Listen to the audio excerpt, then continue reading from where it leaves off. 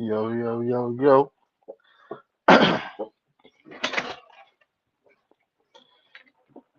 We back in here with another episode of the Eye Test, man. Yeah, man. It's just been a week. This has definitely been a week. Um, but overall, I'm liking what I'm seeing, man. Liking what I'm seeing. Um, wait for some people to come up in here and get this thing rolling. Yeah, man. Yeah, y'all see the title, man. The floor is risen. And that's the beautiful thing about it. Like, the floor has actually risen. Now, if people don't understand, like,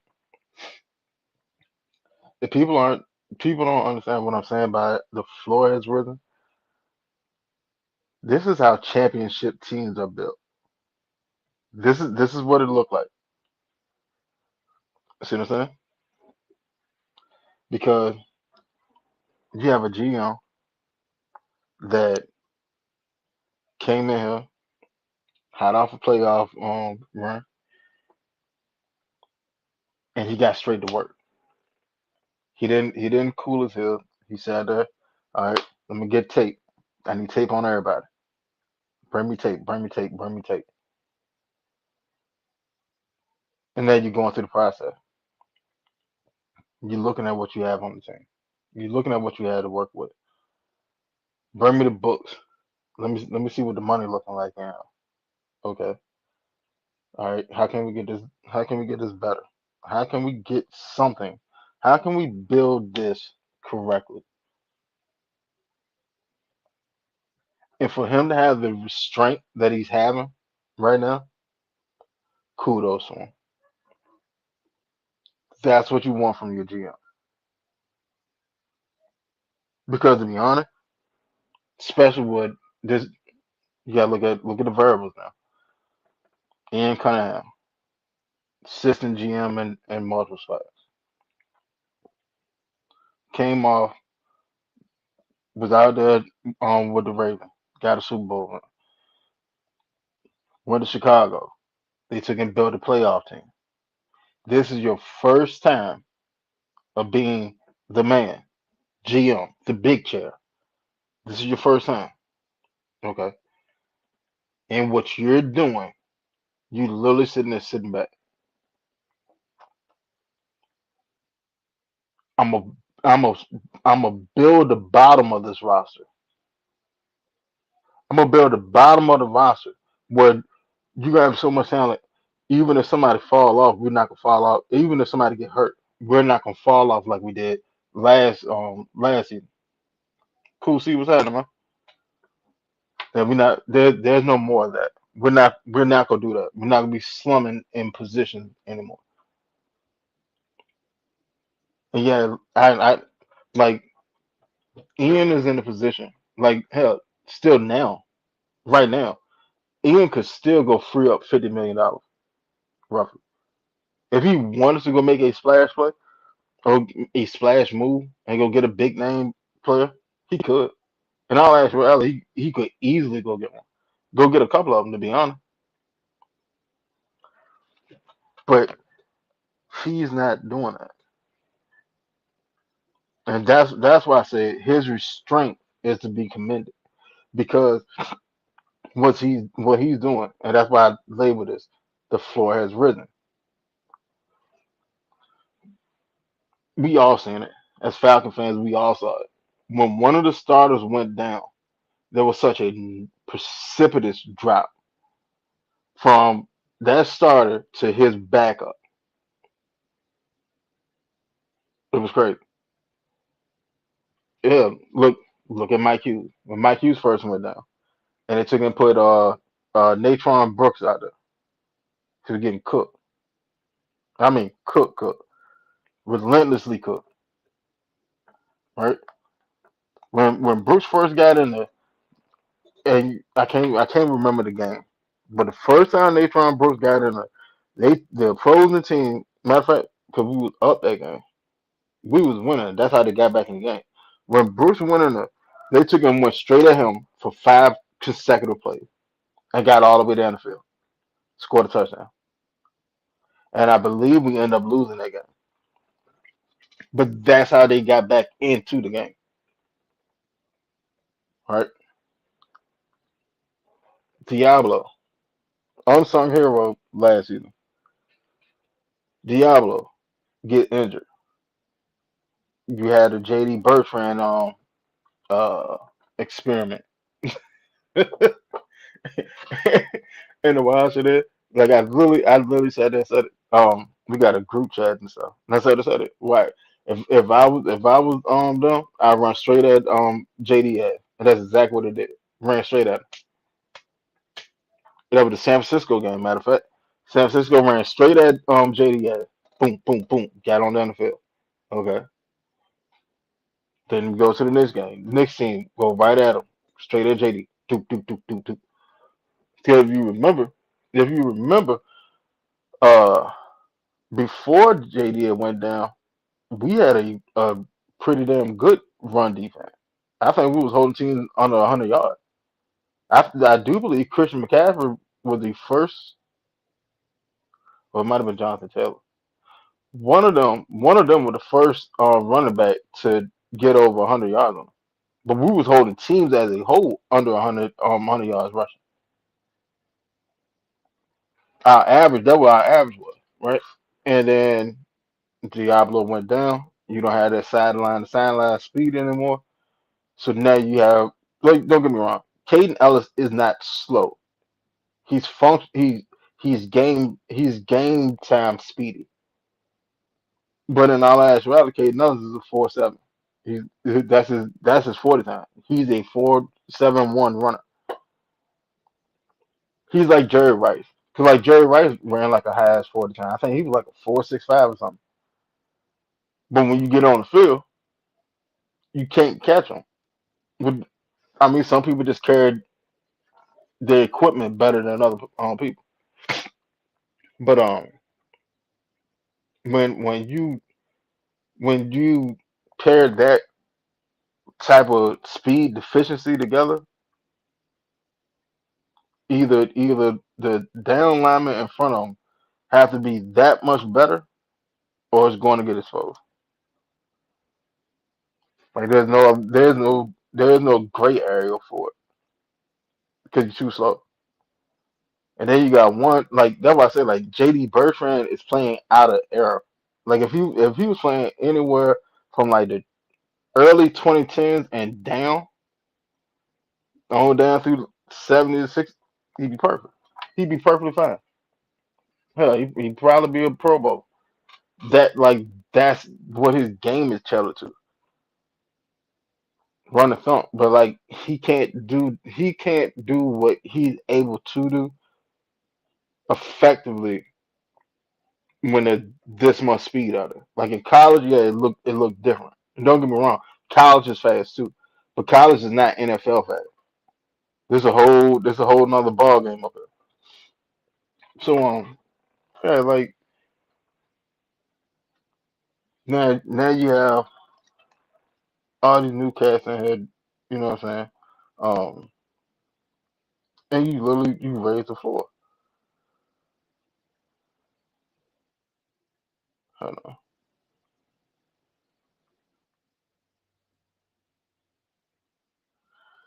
So let's go back over it, see everything we got. So these are the people that have officially signed. But I mean, the other ones, we're still bringing them in for them to sign. So two of them sign, Jahan Dawson to sign, um, Aziz Ojulari, Kent Edge, um, defensive end Cameron Thomas, Austin Hooper, Tyndall, Mohamed Zakir, and Corey Levin. So far, they have officially signed on the dotted line, right? Then everybody else, they making their way over. But I mean, what's that? One, two, three, four, five, six, seven, eight.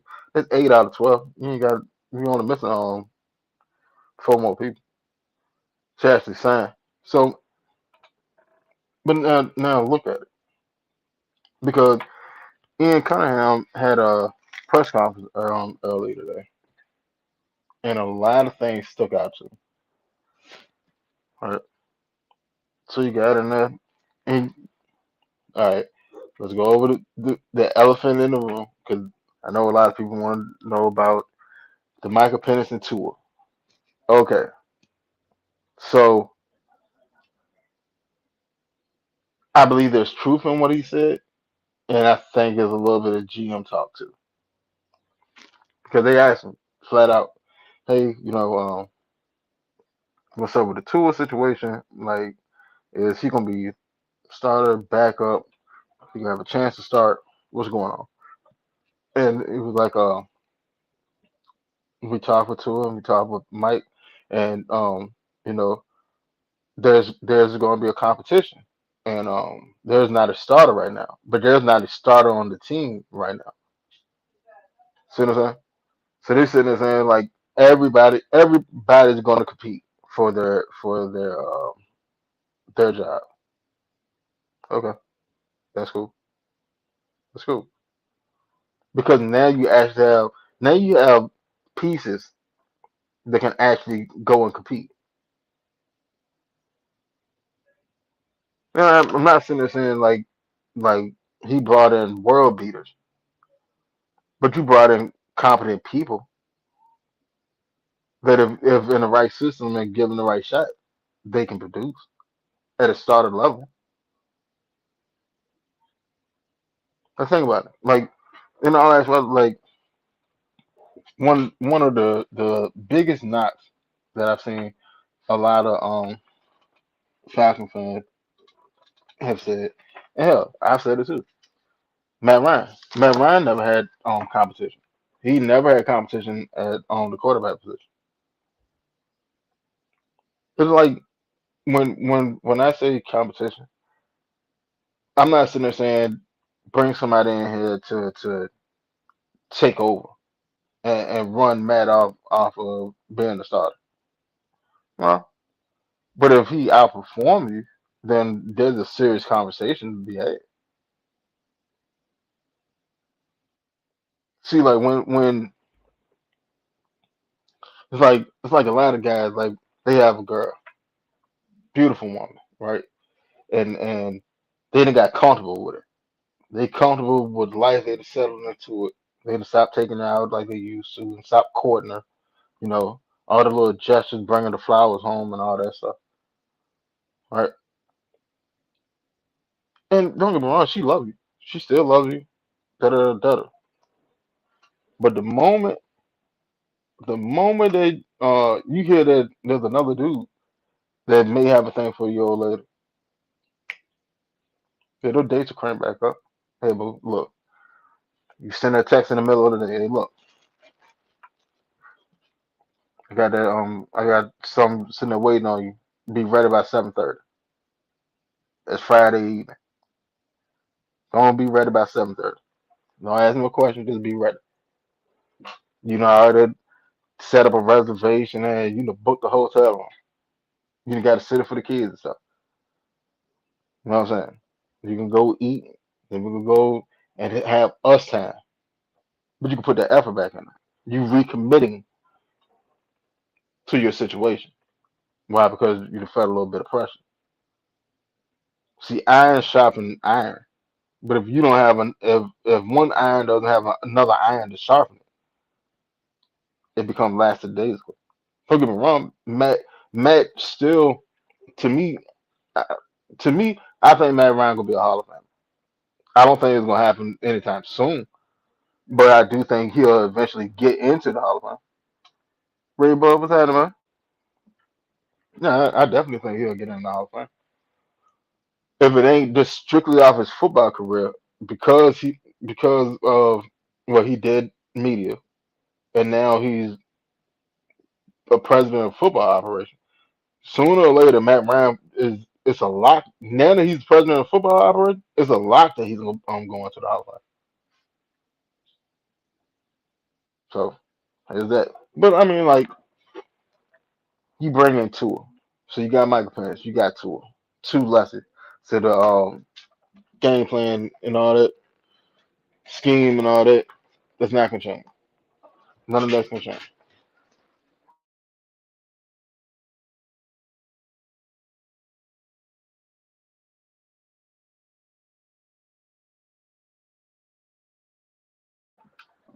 Right. So the scheme and stuff, all that stays the same. Um, the playbook stays the same. There's not much change to it. I don't really need to do anything different. Now, here's a tidbit that a lot of people don't know. Last year, um, what was it last year and the year before? I want to say that two through what was it, like 60 some percent of his passes out of the pistol and shotgun. It was like 60 or 70. It was somewhere up there, right? Okay. So how would how did this look going forward? Well, if do they install a pistol into this offense? Katama Reese want to play on the center. See what I'm saying? Like that's how they actually want to play. They want to play football on the center. We're gonna run the ball to actually set up the pass instead of passing to set up the run. Okay, cool. So we're going on the center. We're going pistol. We're going shotgun. Is it gonna be a myriad of all of it? These are the questions. But I thought that was interesting because the way that fans were sitting there getting down on Penix because Penix was playing in the pistol and stuff. Tua was doing the same thing. Then I saw some people was like, well, Tua, since Tua been a starter, compare it fast forward and compare it to the quarterbacks that we had in the same span, Tua's thrown more touchdowns. Okay. Yeah.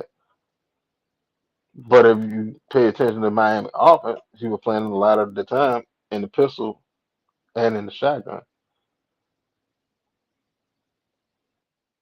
So you see what I'm saying? It's not like the pistol and stuff can't work. Am I a fan of the pistol? No. Well, let me digress.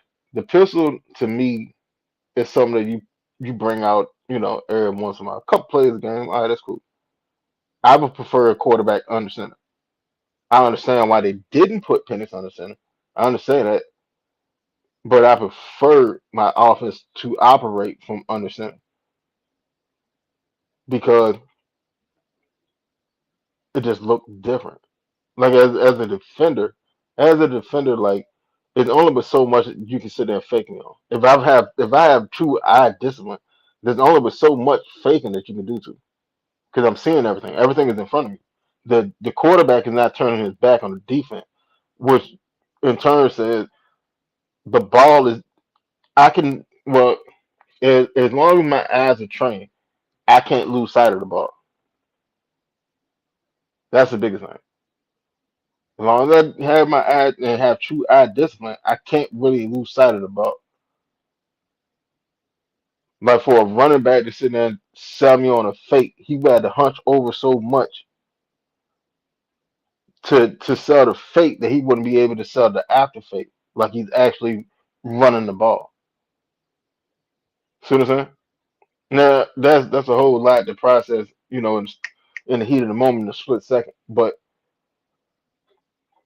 that's the thing about the pistol. Like everything is right there in front of you. You just gotta get to your spot, read your keys and stuff.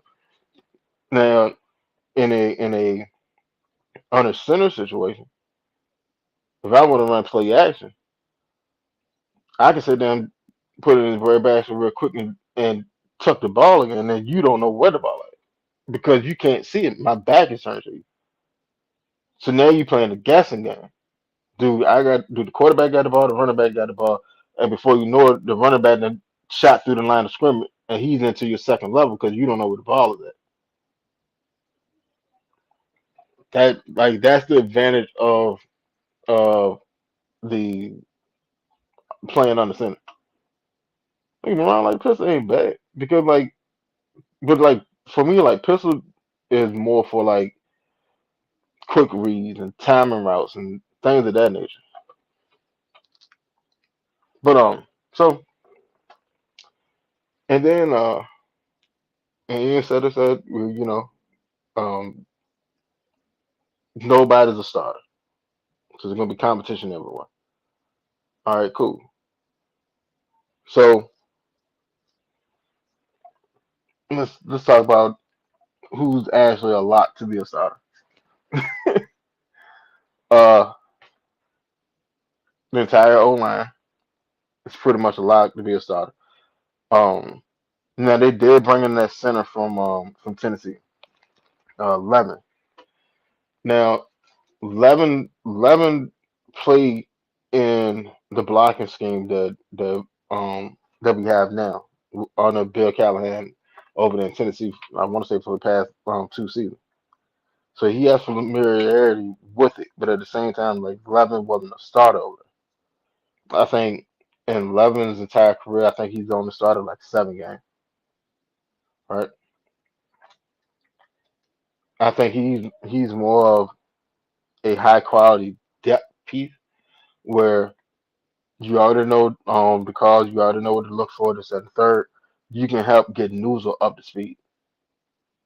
And if you happen to perform faster and better than Newsel, all right then. So if you take Newsel's spot, well, that's cool because backing you up is a center that literally just started 17 games last year. That's what you're talking about raising the floor. Because even if you bring people, the people that we done brought in, if they sit there and if they win out these competitions, that's cool. I'm perfectly fine with it. Like in all aspects, I am perfectly fine with it. Why? Because of this. If you was a starter here and you let somebody from outside the organization come in here, have less time with the team itself, and beat you out, then you didn't need to be a starter in the first place. That's why I like the two signing. Don't get me wrong. I'm a Michael Penix fan, but I'm a Falcon fan first and foremost. What was best for the logo? That's where it stops at. Yes. Do I have favorite players on the team? Of course. You have your fan favorites, right? But I am a Falcon fan first over anything, right? So if Tua beat out Penix, right, that does a lot of things. One, well, okay, I got a previous Pro Bowl quarterback that's relatively young that also has led the league in passing yards for a season, led the league in passing touchdowns for a season. I'm cool with that. Oh, completion percent. Correct. I'm cool with that. Perfectly fine with it. If Tua outperform Penny, then you outperform Penny. Okay. Well, now this tell me a lot of things. Okay. Now, do I want to keep Penny? Could like I mean like Penny's gonna be here this season anyway. Like I'm talking about in the future. In the future. Do I want to keep Penix and keep working on developing him because I see that he has some down the road? Okay, possibly. Let's see how the season go. Let's see how the season go with Tua. How did Tua do? Tua, you were serviceable. Okay, that's all right. Or Tua go out there and light it up. And then we have a real discussion. Well, not really because hey Tua, how about that? Let me give you another 1 year contract because you're still getting paid from Miami anyway. Let me give you another 1 year contract. I'm gonna throw some incentives in here. You know what I'm saying? You will get your pick. Let me see you do what you did this year one more time, and then we can talk some real money. All right? Now you still had that first round pick. Now you're able to do whatever you want to do with that pick.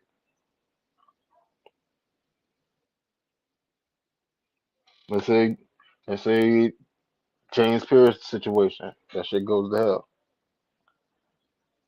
I hope it don't. But I'm just sitting there saying hypothetical. If it goes to hell,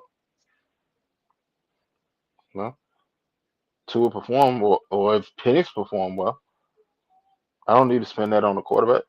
I can go get me another edge rusher. I can go do that. Or say that we had to end up drafting a corner late in the draft or whatever, and say we want to go with C.J. Henderson, Mike Hughes, and Kobe Bryant and stuff, and we still want to go that route, and it fails. Yeah, you got that first round pick next year. You can go get your corner, put on opposite of AJ. Like this year, like do I want my Falcons to win? I always want them to win. I want Falcons to go undefeated every season. That's just a fan in me. But being realistic and objective, I mean, well, I can't sit there and do a I can't do a realistic prediction because we still got the draft and free agency ain't over yet. But I mean, like right now, I would sit there and say that this team is better than the team that we had last year, as is. As is, this team is better than the team that we had last year. And I know that's wild to sit there and say. I know, I know. But actually, look at it. Is Tua better than Kirk Cousins?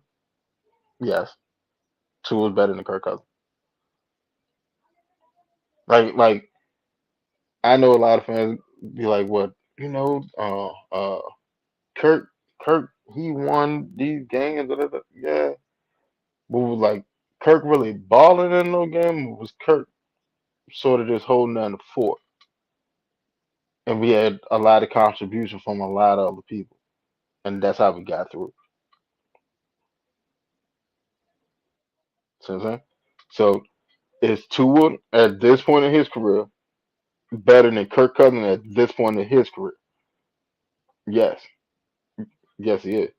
So the floor risen on the quarterback room for way less money, way significantly less money, like roughly 98, $98.7 million less money. All right, then let's see. Uh, Christian Harris. Is Christian Harris better than Caden Ellis? Now that's a tricky one because is he capable of being better than Caden Ellis? Yes, he is. Most definitely is. Is he at this point? That remains to be seen. Because when he got hurt, see that would mess his career up. He got hurt at the wrong time. Because when he got hurt and D'Amico came in, D'Amico brought in his own linebacker. So then he just got lost in the shuffle. That's like that would be like Kevin Stefanski coming over here and then he bring over starters that was over there in Cleveland last year. Like you already know now, some pretend they gonna start here because he's bringing them from his old team type shit. But D'Amico took and brought in his own linebacker, and that's how Christian Harrison ended up getting. I mean, Harris ended up getting as a rotation piece. So yeah, now if you talking about beforehand, it's close. It's close. But at the same time, Christian Harris is young. Caden Ellis, what, 30, 31? Christian Harris is like 25. He haven't even got to his prime yet. Right? He like 25, 26, some like somewhere around there. He's young. So then you have the depth behind it. So it's $10. $10. It's $10 better than JD Bertrand. Yes, Floyd and Risen. Like JD Bertrand, if JD don't get cut now, JD probably get. I'm gonna say he could get cut during training camp. Like at this point, JD is probably just a camp body. I ain't gonna hold you. All right. So let me go on a little bit further and who else would have brought in? Cause we just signed a boy from Indianapolis. What's his name? Ibukum? Igukum? Something like that. Hold on. Give me 1 second, I'll tell you exactly what it is.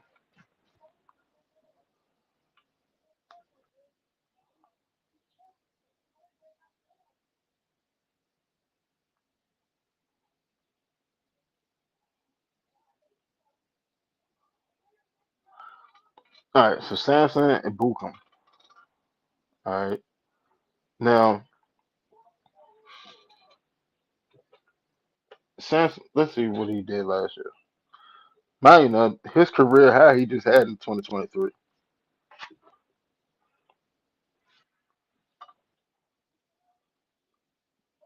Let's see what he did last year.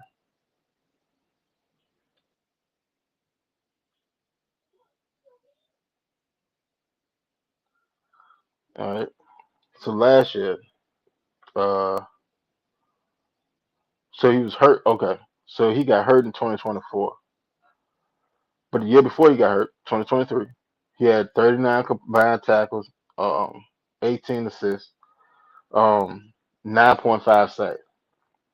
So got hurt in 2024, missed 2024, working his way back through injury. Last year, he had 22 combined tackles, 11 assists with 2 sacks.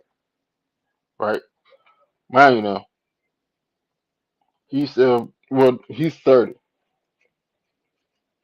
He's 30 now. Can he get back to form? Hopefully, hopefully. But I mean, is he a comparable player to Leonard Floyd? Pretty much. Yes, at a lot cheaper. You think about it, like Leonard Floyd made like $10 million last year, right? That same $10 million, we went and got 3, 4 players and got better as a team. Leonard Floyd, $10 million. We took it. We spent. We got him Bukum at 3 million. We got Tyndall and Harris, and who else is signed on that in that 10 million?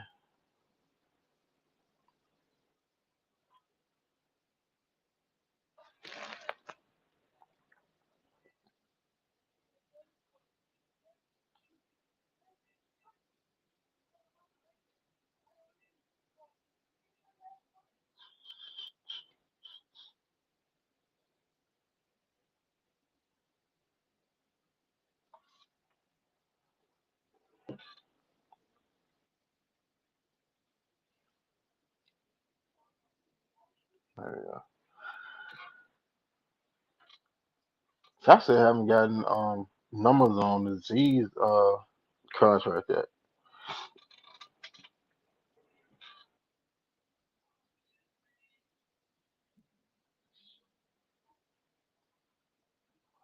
We bring yeah, we locked in Elijah Garcia too. That's all right. Yeah, but I mean like if you get if you get 3 players, you got 3 players for the price of 1 player that didn't really jump off the book off the page in the first place. That's raising the ceiling. Cause now you just like you literally you're forcing competition. Because you know brought in so many people. Plus you got your draft picks coming in.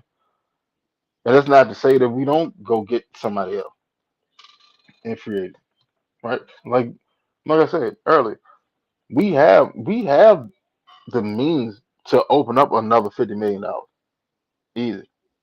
You can go. You can get restructure. Jake Matthews. I mean not Jake Matthews.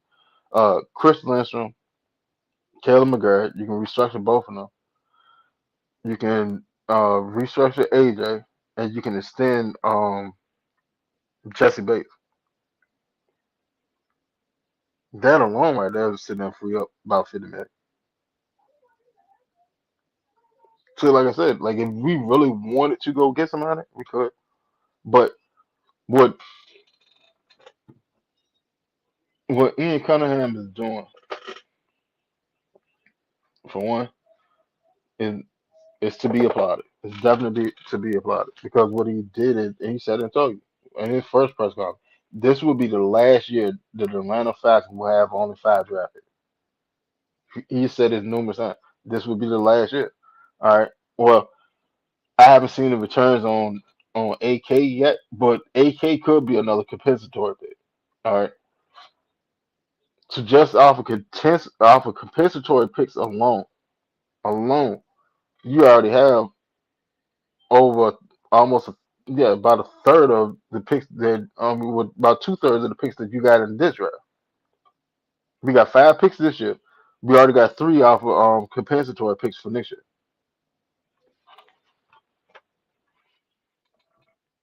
and uh then we got bread.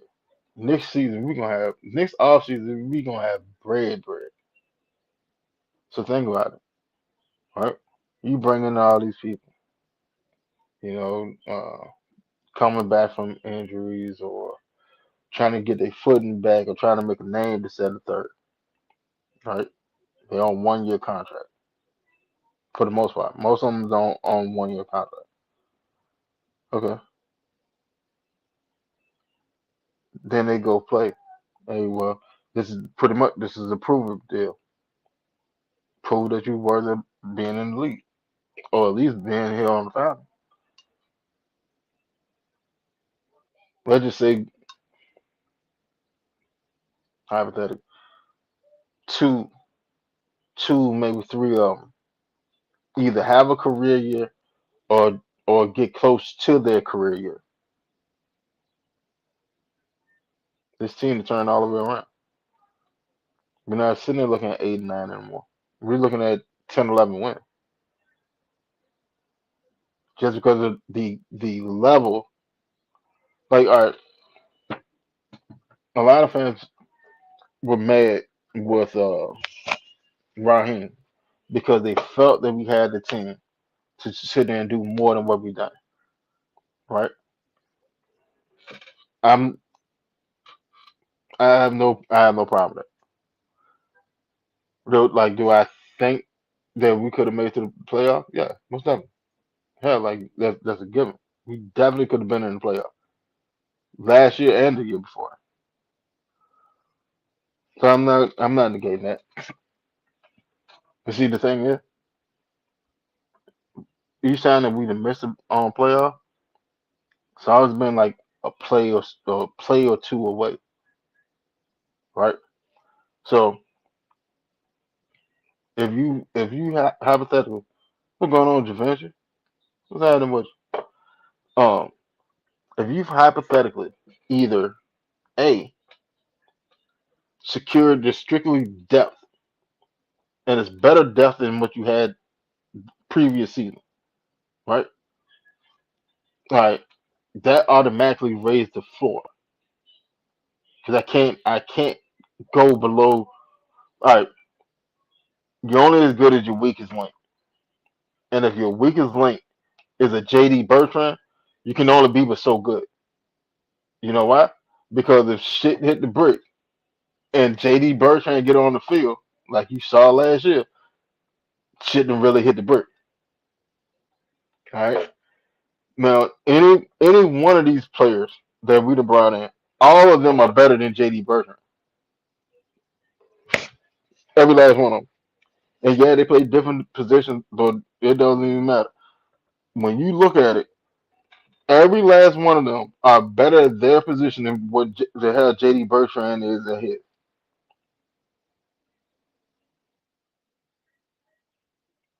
So, so all right. So now let's say we find a couple starters out of this free agency class. Namely, let's say Jahan Dotson, OZ, Hooper would be tied into uh Christian Harris, Ojolari, and that's probably about it. Starter wise, that come out of this free agency class. That's probably about it. Well, it depends. Well, you still added two a competition, two in pennant, but so that's TBD. But if you get those started and they sit there and they are better than what else that we had, right? All right. Now is Ojolari better than James Pierce? No, no. Me personally, I don't think Ojolari at this stage of his career is better than what we could have got out of a year two James Pierce. I don't think. I think he's comparable. I think if we had got him 2 years ago when we were supposed to have gotten him, then yeah. But I don't know. Ojolari might be. I think they would pretty much be on par, right? Like I said, comparable. Now, Juventus, you said slack. Now you gotta think about it. Dyson could be your slack. If we go draft a wide receiver, Dyson could be the slack, or Dyson could be the number two. And I'm gonna be honest with you, Dyson at number two, I believe he's better than Mooney at number two, or at least Mooney from last year. Now Mooney year one, Atlanta, that motherfucker cold. Now I understand Mooney, they lied about his injuries and stuff. I get it, but also the NFL is a prove it league. Like you got to continuously update your resume. I can't keep going off of what you did, 80 years ago. Now, Mooney last year had a broken collarbone that he got back in training camp, and then uh, he had the hamstring issue. And that's the thing with them soft tissue injuries, man. They continuously flare up. You talking about Oz Alameda? Good old Alameda, he back, man. See, we drafted Alameda. Alameda, well, he from out here. He went to school at UVA. At the time, Alameda had he set the reception record for college football. And then we drafted him. Then he left. He left from us and he went to Washington. Yeah, he left from us and went to Washington. Then he went from Washington to Philly, from Philly to Chicago. Yeah, I think he went to Philly. Yeah. Now, can he start? Yeah, most definitely. Alameda can start. Like Alameda had the flexibility. Like if you needed him, he could be a number two receiver, right? Alameda is better. I put it to you like that.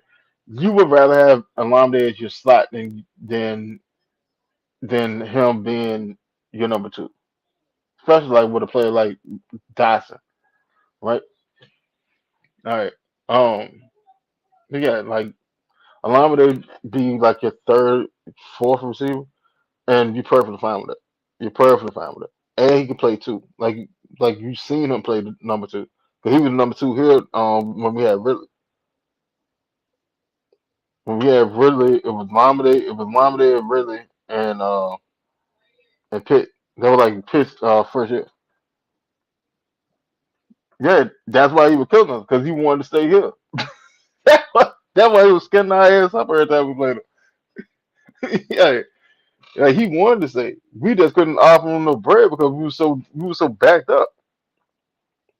Yeah, I remember like that first year of Terry and Arthur Smith, we set the NFL record for 1 year contract. We said the NFL record for 1 year contract. I think we had 22. Yeah, I think we had 22 players on 1 year contract that year because the cap was so fucked up, and that's why we took in moved Matt Ryan, which brings me to another thing.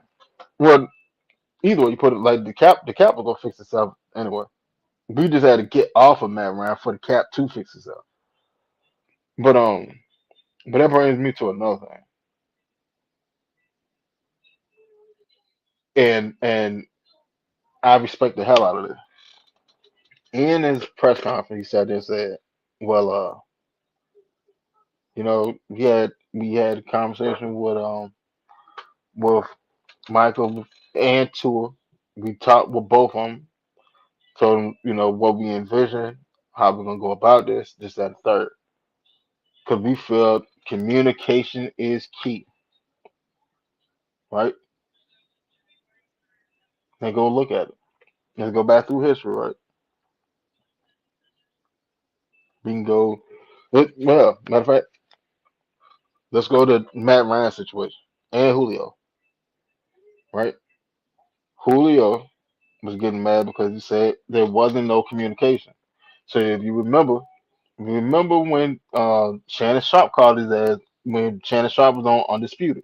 He called him and he was like, "Yeah, man, hell, I can't even talk to people, man. I'm gone. I'm out of there." Y'all remember that, all right? Because communication was so fucked up.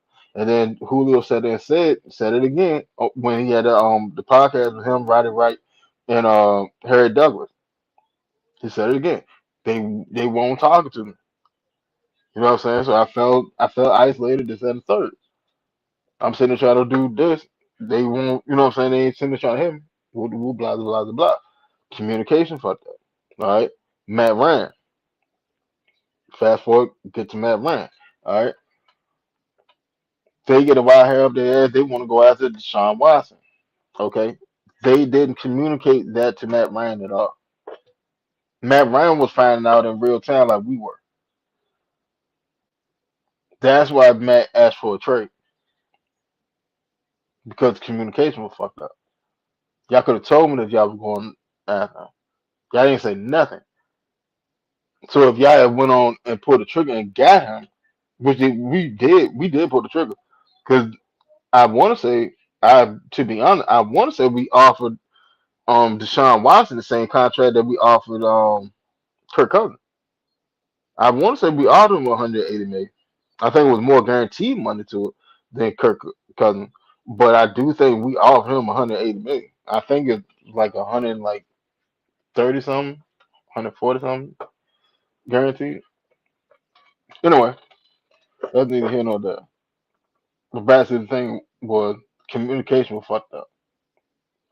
We won't conversing with them, letting them know, our intentions, what we are planning on doing. All right. So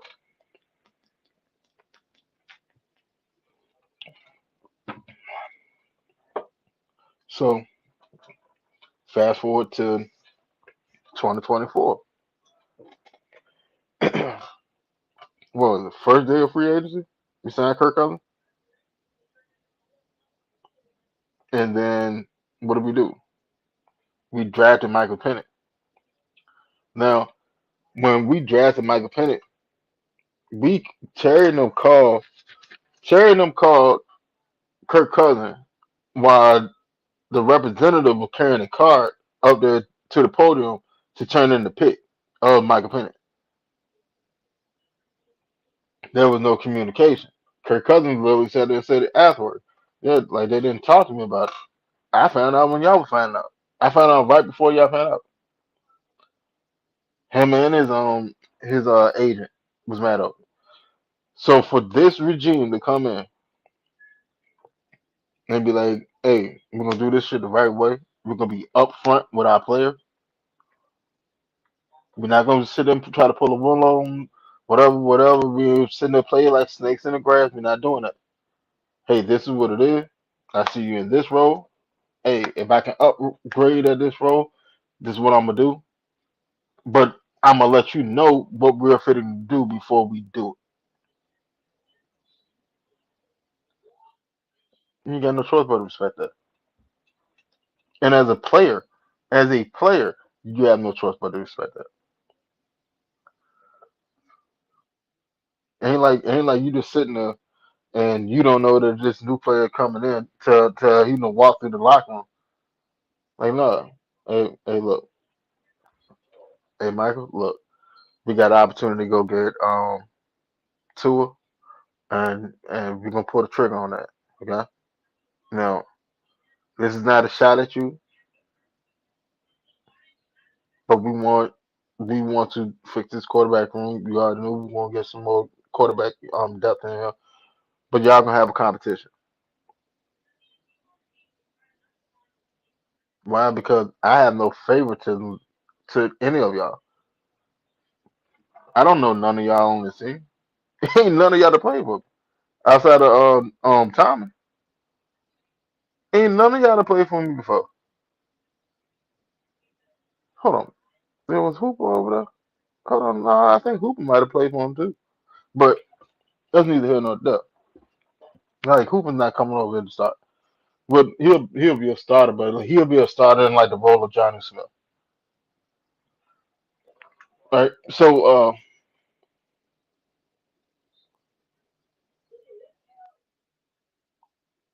me personally, like I'm a firm believer in you can't settle.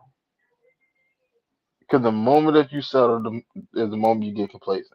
The moment you get complacent, the moment you lose your edge. The moment you lose your edge, the moment you become less effective. The moment you become less effective, the faster you need to get apart the scene. That's how I look at it. Like me personally, that's how I look at it. Especially with the Falcons. Hey, okay, I ain't got time for that. Like I get it. Like if you don't have, for one, if you don't have that personal engine and motor in you that demands or strive for greatness, I don't want you on the team in the first place. That's just me personally. I don't want you on the team because you're doing it. You're playing the game for all the wrong reasons. Don't get me wrong. Money, money, and changing your family life is always a great reason to play the game. But that's a temporary reason. You see what I'm saying? Because the moment, all right, let's say you come in, you get drafted first round. Okay, top 10 pick, you probably had, what, about 20 something million in the span of 4 years, 20 something, maybe 30 something million, give or take. All right, so you done got money, but you ain't got the bag yet, right? So What happens when you start getting more and more money? Your money starting to stack up in the bank now. Cause you got your signing bonus. All right. Well, your signing bonus is about $8 million. All right. Well, you moving to Atlanta, so you got to find yourself a spot. All right. Are you gonna be financially responsible with it or not? That remains to be seen. Cause you got some people that come straight in the league and they said they go buy a damn mansion with their signing bonus. That makes absolutely no sense to me. Like you just get into if you just get into Atlanta, go and find yourself like a little nice little townhouse or loft or whatever to rent. You know what I'm saying? Rent a jump. Let your money stack up. So that yeah, you can afford to send a fan 2,500, 3,000, 3,500 a month. You can do that. But you gotta also understand. You gotta understand how NFL money works. You only get paid for the time that you out there. Like that's how you get paid. When the season starts, you get paid from the season to the end of the season. Then you have like little incentives that may drop, like workout bonus and uh, roster bonus and things like that. And though that money that should have pop up, you know, doing like in those moments. But like your actual check, your game check, yeah, you get that from the beginning of the season to the end of the season, and then you stop making money, and you don't start making money again until season crank up, or training, training, roster bonus, things of that nature. So like it never made sense. It never made sense when you sit there and see like a rookie who got a damn mansion. Like that's the dumbest thing possible. But then, well, all right, so 8 million, you go get you go get a law. Let's see, uh, so spend the three. So that's what like 30. Let's say you got a little loft. You spend about 3 bands a month. All right, 12 months. That's $36,000. That's $36,000 just on rent, right? All right. Now you got a furniture spot, so you probably drop, I don't know, another 10, 12. So now you already at 48, almost $58,000. That's before you done went and bought clothes. You probably go buy a whip. You probably go buy some jewelry. You gonna go get your mama a house, get your mama a new car. Depending on your relationship with pops or whatever, or other family members,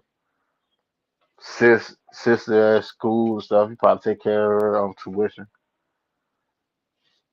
Buy her a little car to drive around on campus so she's safe, so she don't have to, catch rides from strangers and things. You got a little brother. He's sitting there playing football in high school. So now, you want him to get to where you at. So now you sitting there paying for a personal trainer for him. And he's still in high school, so you got to keep him fly. So you done got him a whole nother wardrobe and stuff. You see what I'm saying? It's so quick to run through a signing bonus if you're not smart about it. And then you got to think about it. So all right, you got the signing bonus. You done, hell, you done probably cook by half of that, if not a little bit more. If you're not smart about it, you probably cook by half or a little bit more. So let's just say you done spent 4 million. All right. So you got your signing bonus, then you got your salary. All right, cool. So then let's say you make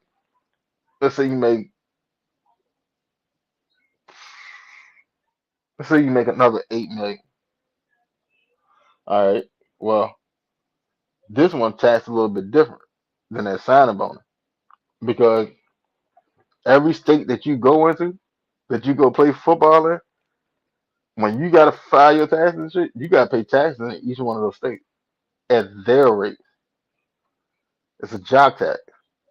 So you got your jock tax. You gotta pay your agent. You gotta uh, you gotta pay your dues. What else you gotta pay? Some other shit.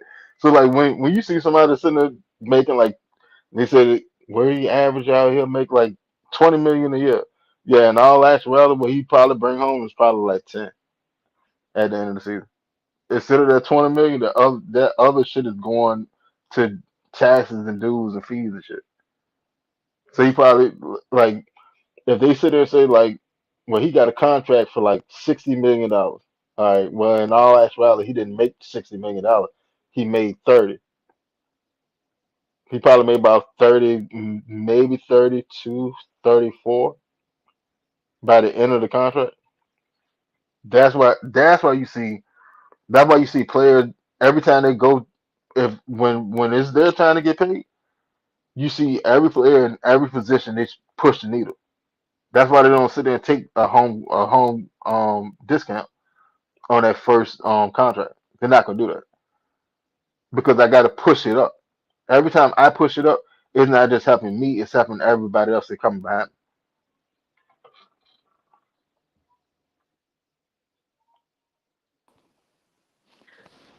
me. Yes, Yo, sir. what's that about? My God, what's good, Winston? What's that? Zay Good. Zay in the bag in the building. You know it. Cause I remember, Man, cause I hit you yesterday, but I knew you weren't.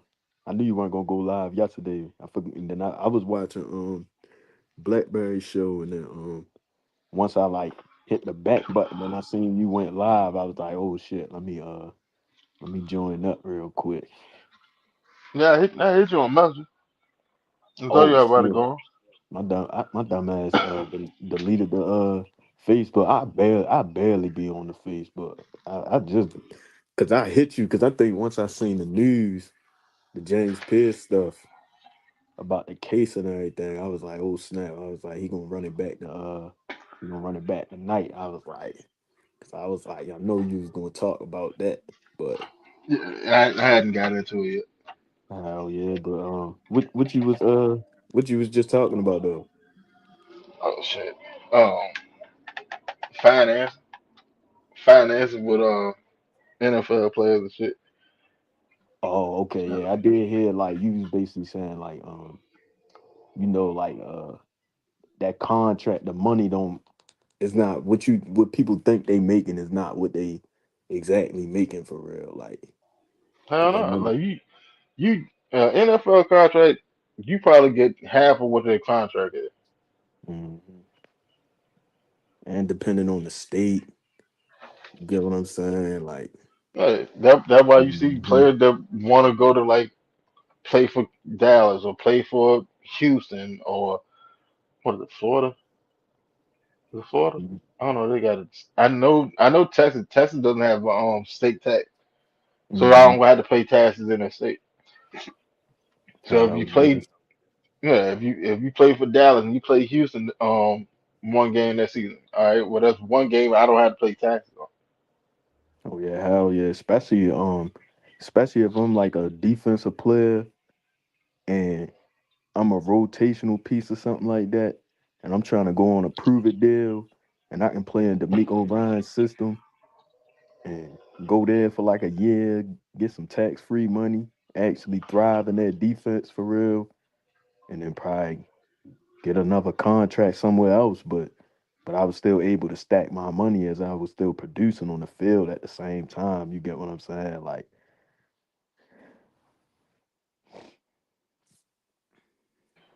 yeah. Yeah. See, like that's why like you see players leave from teams. Like when you got a player that you know the fans that came to love, but then he ended up different after Mhm. his rookie contract. That's why I'm going. I'm gonna go somewhere where I can make some more money. I can get on the field more or whatever, raise Yep. my profile up because at Mhm. this point I'm chasing the bag. Yep. I'm chasing the bag. I'm chasing my legacy. Yep. That's why I like you guys. It's a lot of things. It's a lot of things that factor into all that for real. Like, but Yeah, hell yeah, did you see that? You seen what Elijah Wilkinson been on today, man? bum ass. Oh, he tripping, bro. Nigga tripping, bro. I seen the uh, it was like the I don't know if you saw the messages. The it was somebody I don't know who it was. He was a Falcon fan, and he was basically texting them. And then he threw Darnell Mooney, Kyle Pitts under the bus. He was basically saying, "Oh, they was dropping passes. I held it down when the hold up, Falcons ain't." What? Go ahead, go ahead. hold up. I You ain't ain't see see all that? that. Yeah, No, I I got up. saw. I saw the first. I seen the first jump where dude was like Mhm. glad he gone or some shit like that, and he was like he took it and commented and said yeah, you enjoy that clown show over there, some shit like that. Yeah, see, That it was was a like yeah somebody because he texted them because at first everybody thought it was AI, but it was actually like screen recorded, and he texted them and he was like, because when players they be having shit going on and like people they'll run to their Instagram comments and just start spamming comments and everything. So he basically texted them the guy texted him and said, "Oh limit your comments." And then he responded back. Elijah, he responded back. He was like, "Nah, you limit your comments." Then they started going back and forth. Then Elijah kept saying 28-3, 28-3, 28-3. I'm on the Cardinals now. This, that, and like, yeah, that shit was crazy. And he threw Mooney and them on the under the bus, man. That shit was crazy. Hold on, man. You got him? That was on Instagram? It was on Or Twitter. that Hold up. was that on Twitter? I'm ready to send it to you. Hold on. Let me send it to your DM. Let me send it to your DM. Yeah, man. I'm gonna read that. I'm gonna read that out here to the To the chat. chat. Yeah. Cause folks probably ain't even see that. God, Hold on. I seen dudes said this say Glade going whatever, and then he was like, yeah, enjoy the clown show over there. Mhm. Hold And on, I I'm ready to thought send that it. was it. Nah, he was somebody DM'd him. Hold on, I sent it in the StreamYard chat. Cause I thought it was fake. But yeah, that shit crazy. Hold up. Matter of fact, you want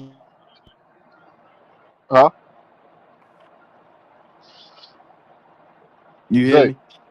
Yo. Yeah, yeah, yeah. What's up? I said you want me read it? I got it right here. Hold on, hold on. Can you hear Shit me? crazy. Yeah.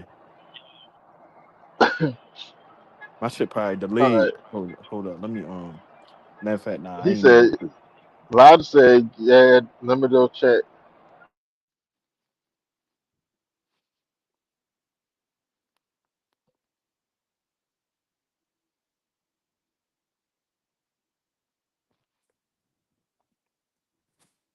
hey chat, y'all hear Winston? Y'all hear me?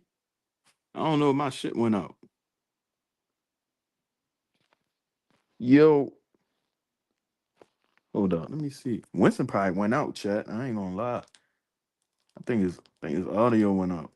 It might be tripping. Hold up. Let me mute my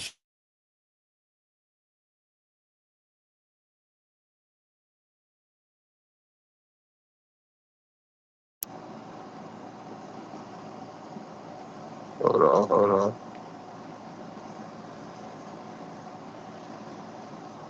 Hold on. Y'all in chat. Can y'all hear me? Can y'all hear me? Somebody in the chat, let me know.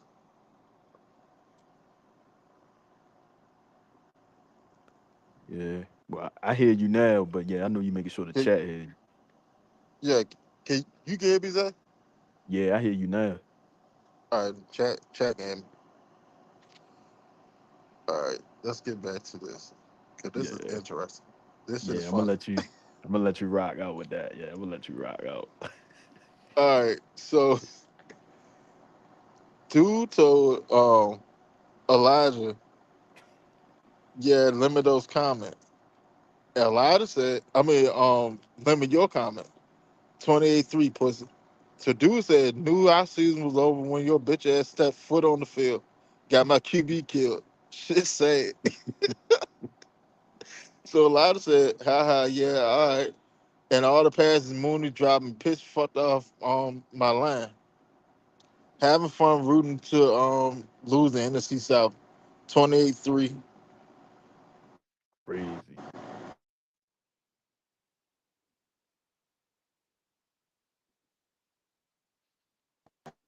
Haha, laugh. Oh, you in and out, Winston. Your mic went in and out again.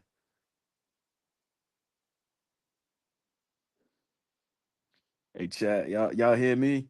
Cause I know Winston went out again. I know he was sitting there trying to read the messages and everything. But yeah, yo, until like Winston get back, right? That never mind. There you go. There you go. I think he coming back in.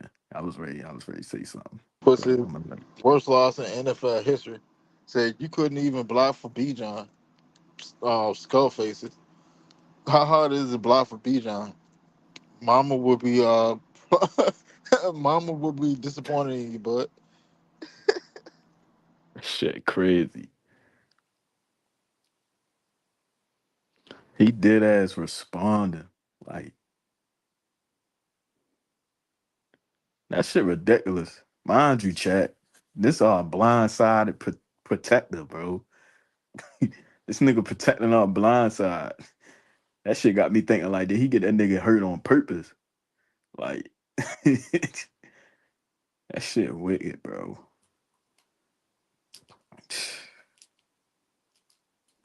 We let that nigga. That nigga been on this roster for a little minute. He been on the roster at least about like 2, 3 years, gang. My man Winston went out, but yeah, I don't know why he must have been hearing all the noise all off season. I mean, during the season, folks started jumping on him. Hold Yo, on, y'all can't hear me? yeah, we can hear you now. It was going in and out. Cause even when you was reading the messages, it was like going in and out.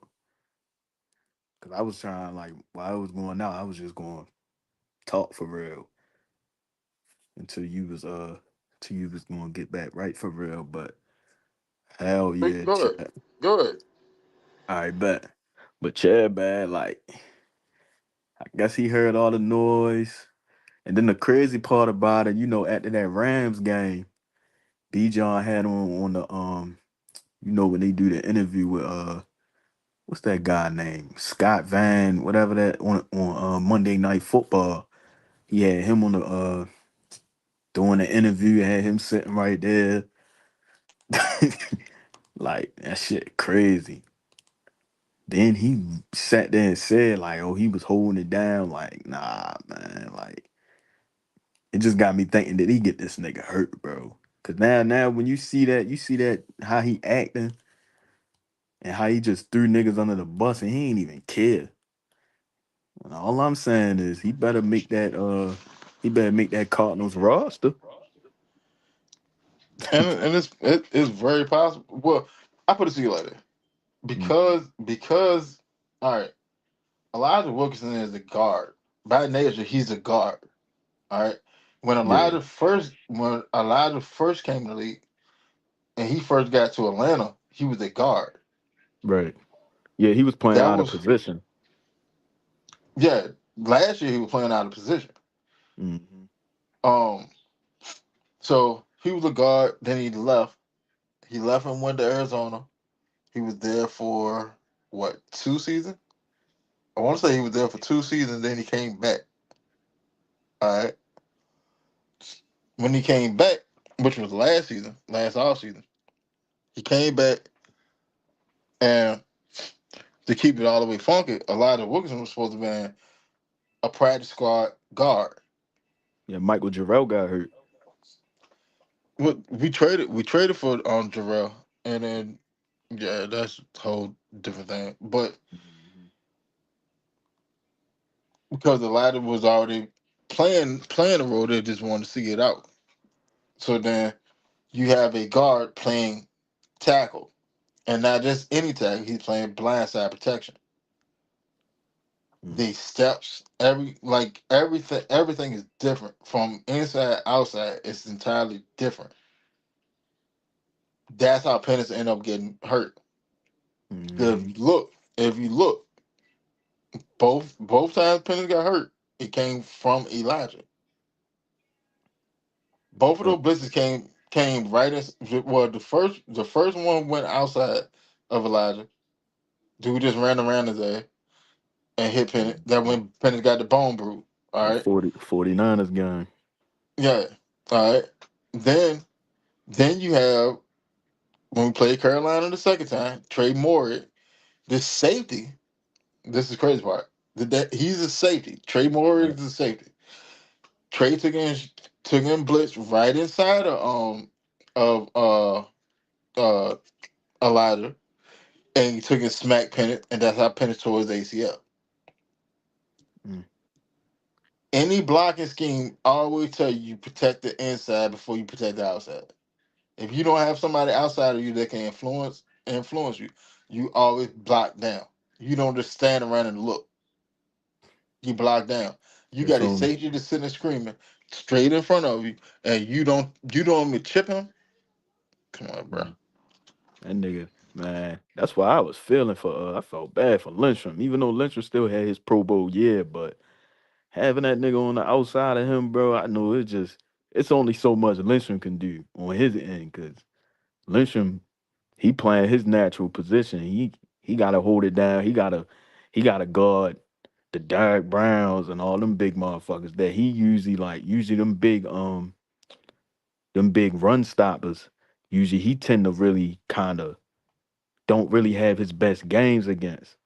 That's why I just feel like the Panthers when we play them, especially when the Panthers they fully healthy, when they got J.C. Horn playing, they got Derrick Brown playing, they got basically when both of them guys playing, we tend to really don't. I mean, B. John usually have good games, but Lindstrom it don't really be looking too good for Lindstrom. And then Yeah. because I was saying what a couple episodes ago, like that nigga Trayvon Moore, even though he not a real coverage guy, but they brought him for run defense. You get what I'm Mhm. saying? So because he can hit, because I remember when we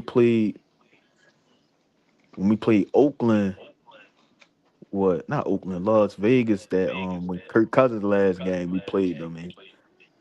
I don't know if he stood out in that game. I think Diablo stood out in that game more, and that's why we wound up signing him. But yeah, it's just because I just felt like Carolina, they it was just a bad matchup for us because I felt like they really caught on to our offense, and I felt like that's why changes really had to be made.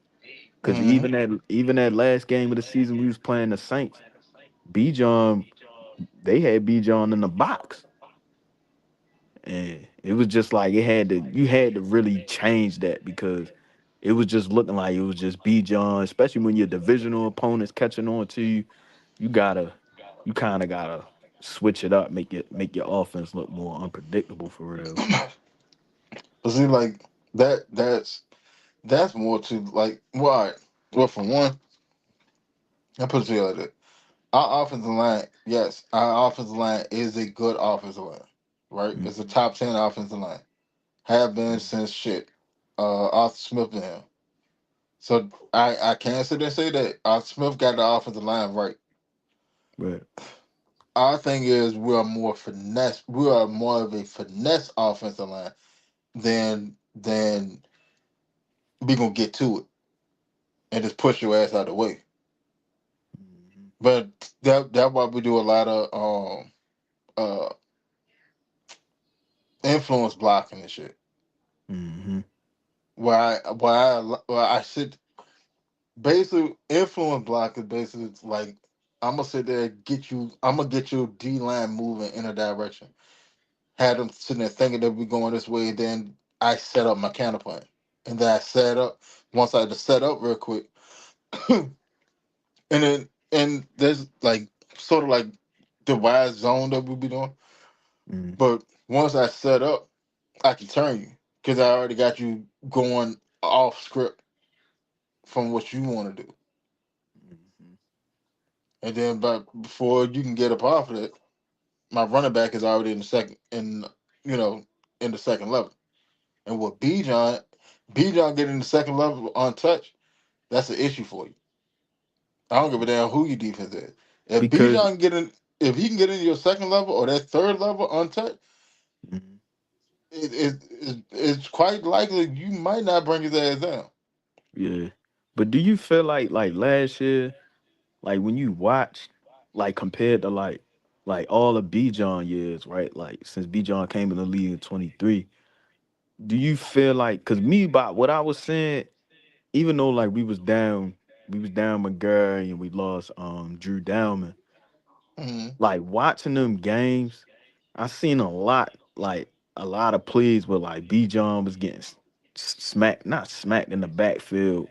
But yeah, like him and Algier was really getting stopped in the backfield a lot than they Hmm. usually tend to than that usually been happening the previous years in 23 and 24. You know So what? wow. Good Drew Diamond will go. Yeah. See, like Motherfucker. don't get me wrong, like News is not a bad center. Yeah. Can It wasn't Newell? it wasn't a crazy drop off in my opinion. Yeah, that's what I'm saying. Like, can Newell develop to be a Pro Bowl center? Yeah, it's possible. Like on Mm. some real shit, it's possible. Like I put it to you like that. If Newell made the Pro Bowl, I wouldn't be surprised. Mm. Like That's why I that's don't where I'm at with understand Newell. why folks was I ain't mean to cut you off, but I don't Oh no, understand go why folks was trying to thinking we was going to go out and get Linda Bond. I'm like, bro, we not finna get spend that money on that nigga. We don't even got like I feel like we ain't even really had bad center play. It was really the old line was really collapsing from Elijah Wilkinson's side, and I ain't gonna lie, sometimes Jake Matthews would get roughed up a little bit. Like it was ahead. really from the edges. I think the inside wasn't bad, like Bergeron, Lindstrom. Like the Yeah. See, pressure really like wasn't. Go ahead. Bergeron can sit there and stand up to it because Bergeron big as shit. Bergeron the biggest person we got on the O line, and like Yeah, it's not really close. yeah, Bergeron he like got three that. fifty. He got that hockey experience. Yeah, but see, like Bergeron, he was a tackle in college. I mean, he was in Syracuse. He was a tackle, Mhm. and we just pushed him. We made him a guard, so we have more mass in the inside. Because Mhm.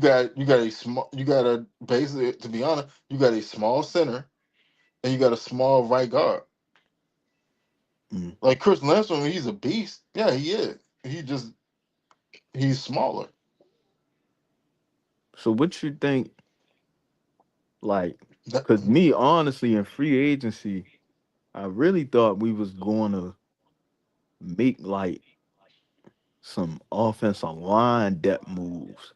Like not starters, but you see how like we grabbed the edges that we grabbed a Z, we grabbed what else we grabbed? We grabbed the nigga from the Browns, Cam Thomason, whatever his last name, Cam, whatever his name Tom was. Cameron Tom. Yeah, so I was I thought because we really didn't go after no old lineman. So do you think draft or No, like I mean, in all actuality, like you gotta think about it. What do you need? Well, all right. Can we go get O lineman? Yeah. Would it make sense? Yeah, that's cool too. Do you really need it right now? Not really. right?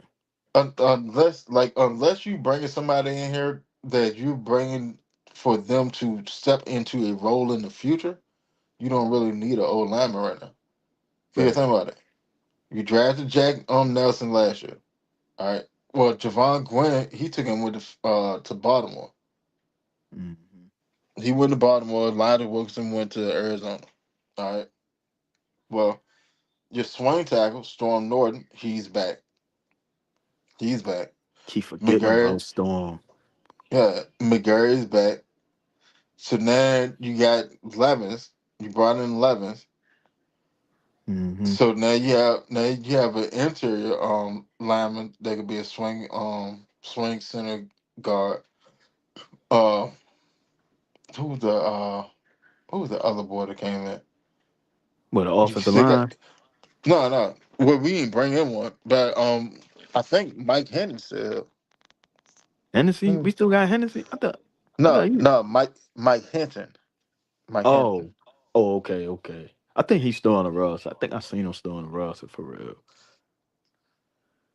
And then that boy Henson, I think because we got him from Tennessee.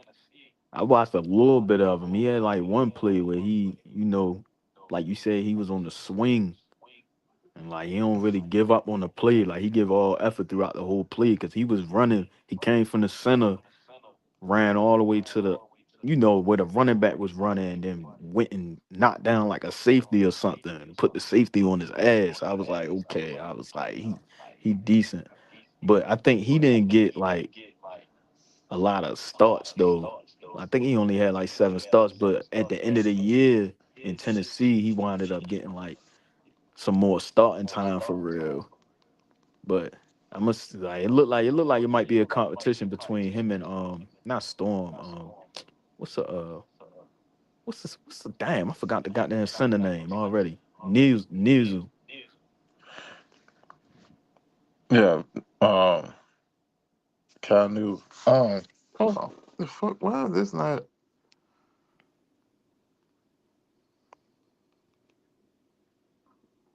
I'm Boy, with the trying to audio act find. crazy. No. I'm trying to find Mike Henry contract. Oh, you looking at the roster and everything.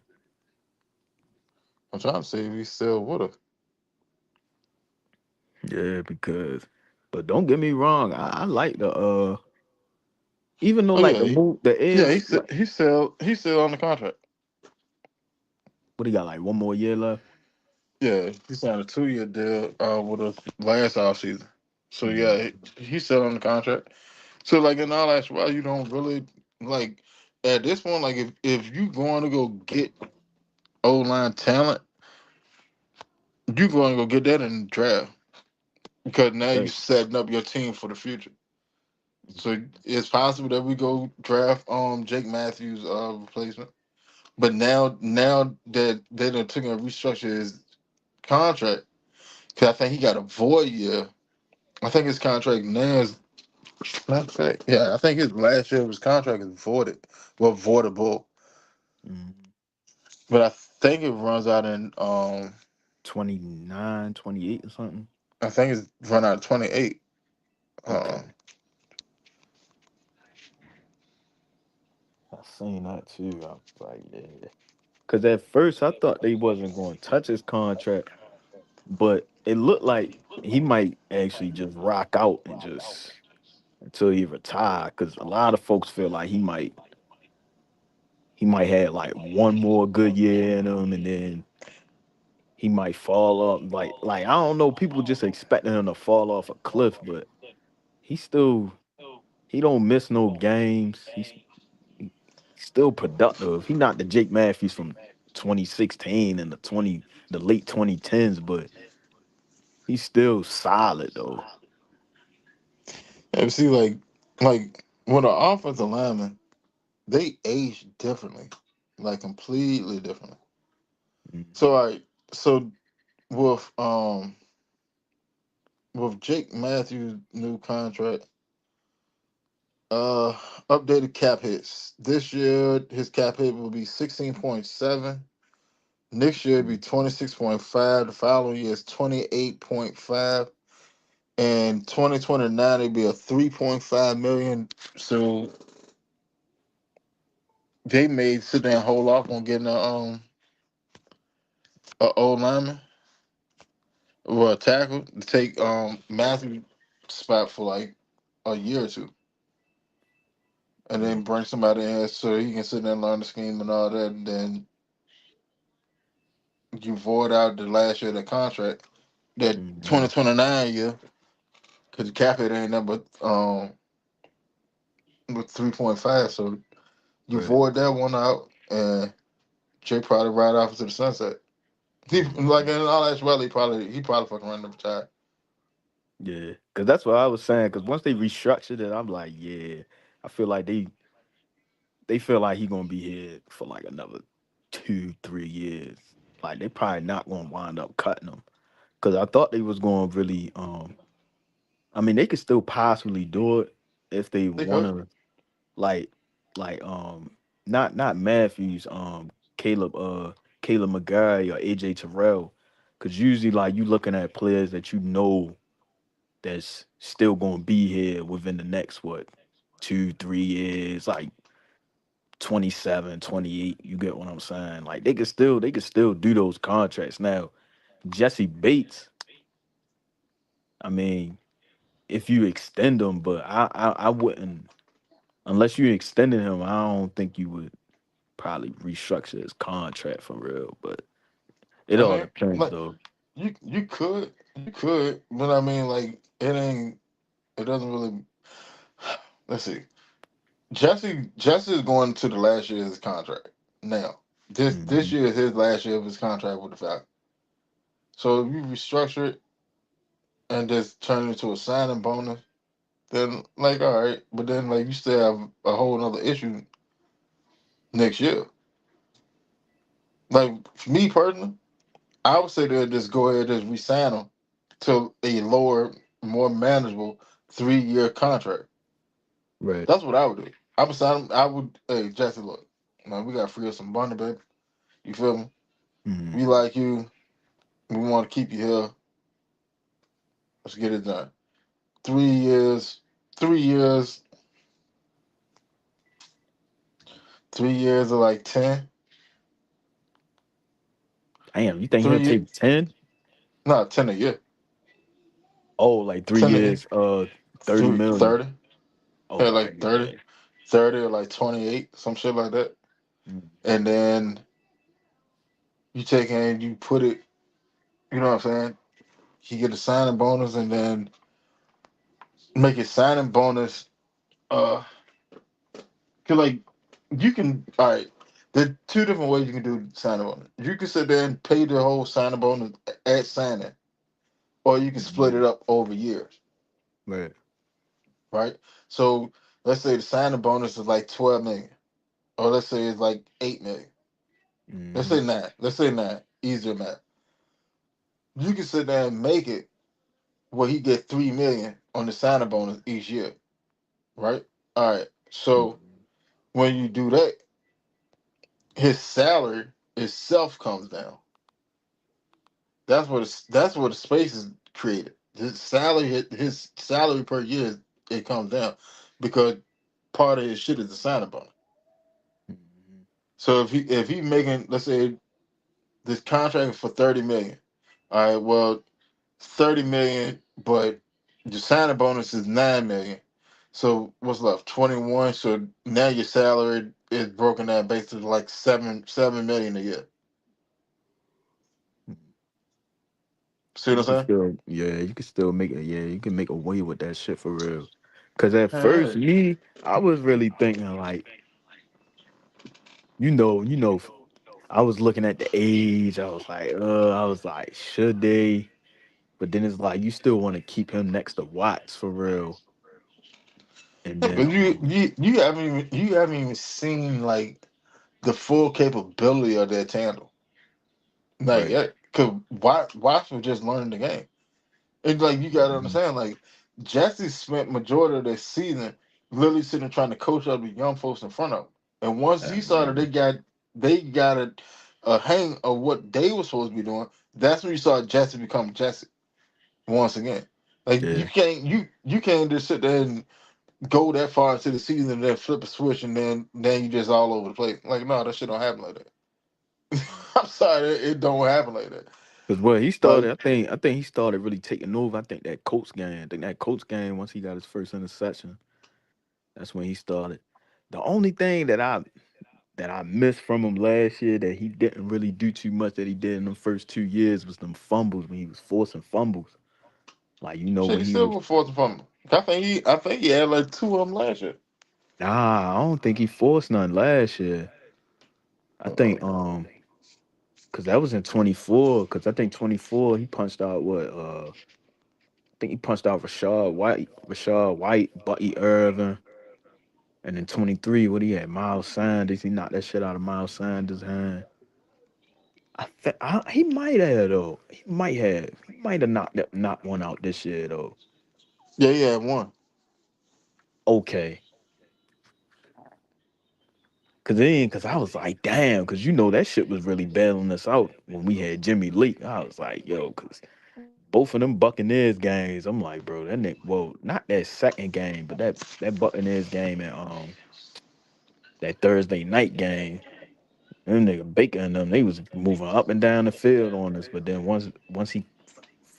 uh once he forced that one on Bucky, it kind of got us back in the game for real. But I definitely want to see him punch that motherfucker out a little bit more for real. Yeah.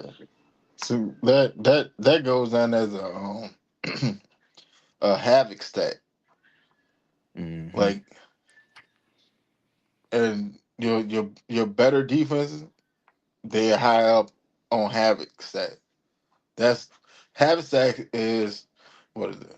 A sack, interception, forced fumble, tackle for loss, pass defense, a Hmm. pressure, Um, like all that shit, like what fans would call it like a key play from the defense or whatever. It go where when the defense make a play that's a negative to the offense, it's basically all that shit is a havoc set. Mm-hmm. That Hell shit, yeah. I think it was like top. I want to say we were like top 10 in havoc last year. Top Uh, might have been top 5. mm-hmm. I looked at it. I had looked at it, but it should have been a while since I looked at it. Mm-hmm. Cause niggas, motherfucking, could we force a fumble in that Saints game? I think what AJ knocked that shit out of Jawan Howard, not Jawan, whatever that tight end on the Saints is. Goddamn, Jawan Jawan. Howard. Yeah, okay. I thought it was Johnson Jawan or some shit. Howard. No, I mean, hold on. No, it's Jawan Johnson. It is Jawan JJ. Yeah, Jawan Mm-hmm. Johnson and Taysom Hill. Mm-hmm.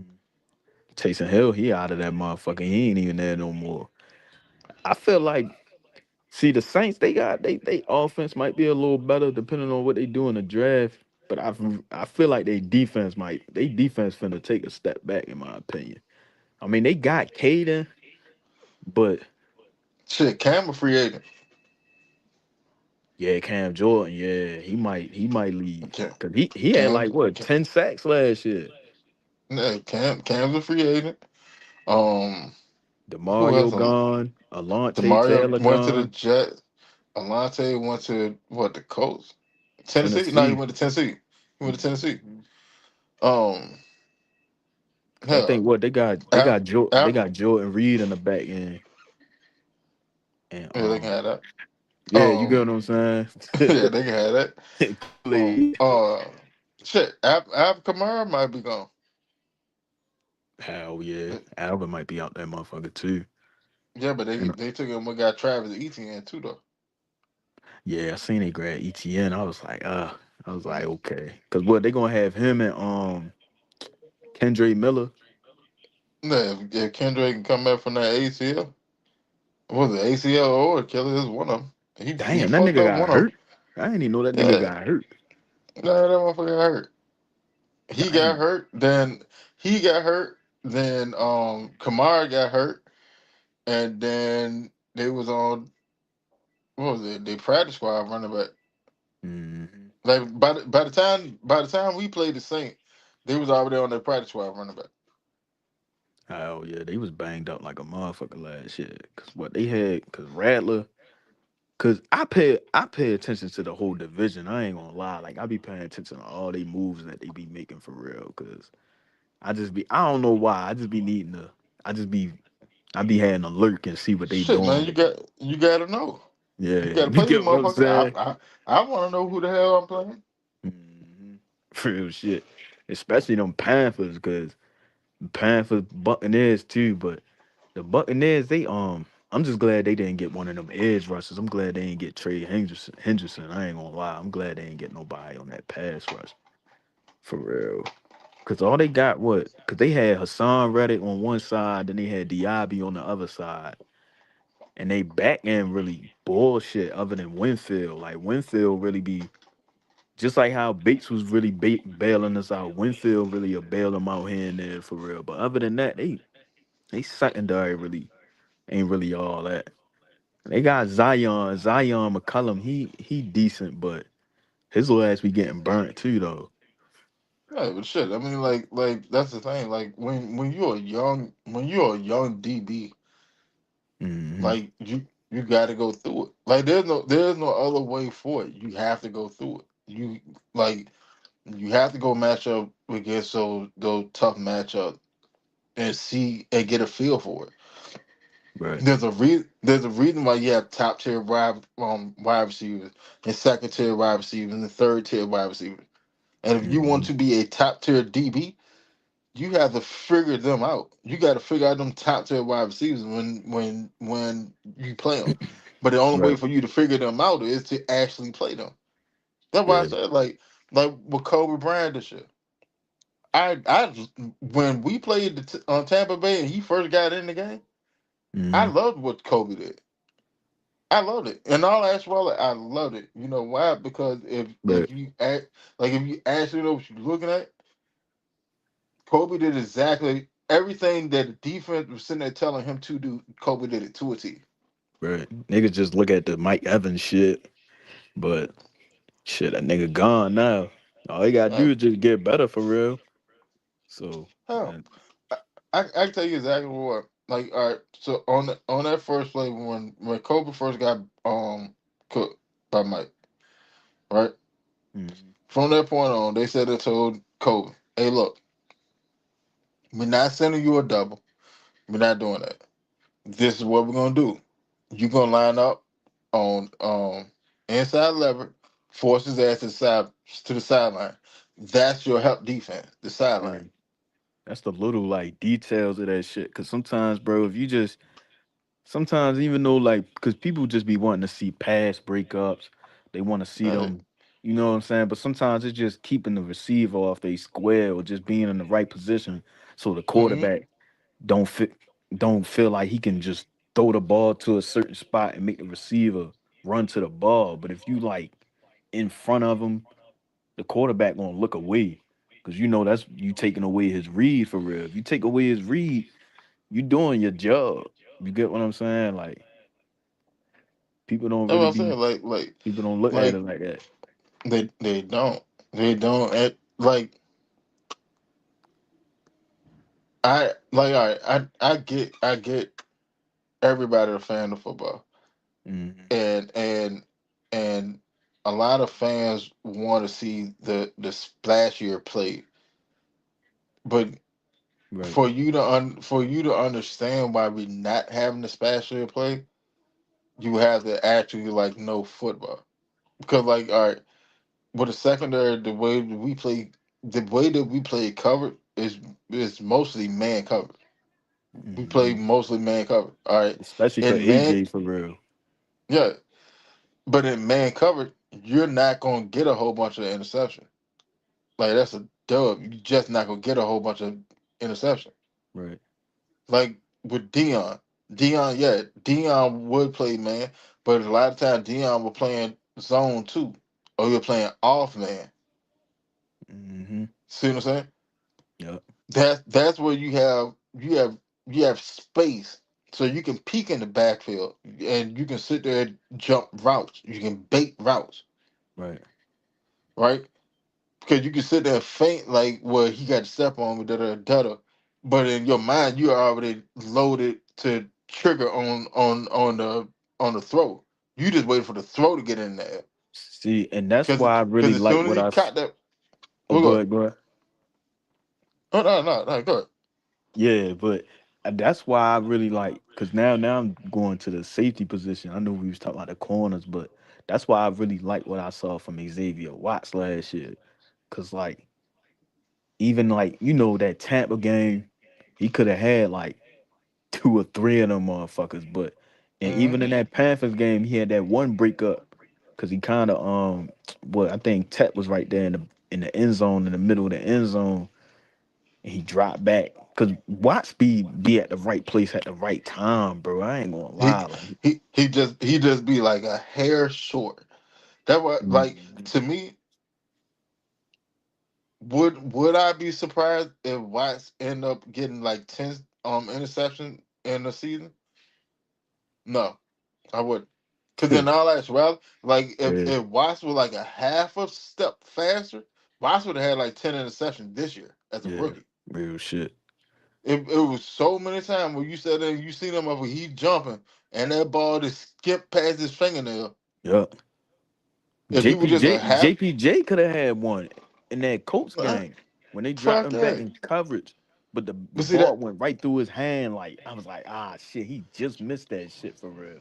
You see that's the beauty of having a attacking front. Mhm. See, like there's so many different type of fronts that you can have, but our defensive line is the attacking defensive line. Everybody's going, Yup. and we just gonna run a whole bunch of stunts and shit to try to free people up and get mismatches and just that and third. That's why you saw such a dramatic jump in sacks this year. Yeah. Cause Everybody I was getting felt like sacked. our back end never really was that bad. It was just us not having that real rush for real. You get what I'm saying? It's just Hmm. like, and that was one thing like I ain't understand about Terry Fontenot. Like it was just never no depth on that edge room. Like, cause you holding on to Lorenzo Carter for like 2, 3 years. You got Because that goddamn was the best shit you could do. yeah. Cause you got to think about it. All right, when Terry first came in, Terry tried to get pass rush. You forgot. Mhm. You forgot he took a draft at Adi Ogadiji in his first draft pick. Well, not in his first draft pick, but in his first draft, Mhm. he drafted Adi and D'Angelo Malone.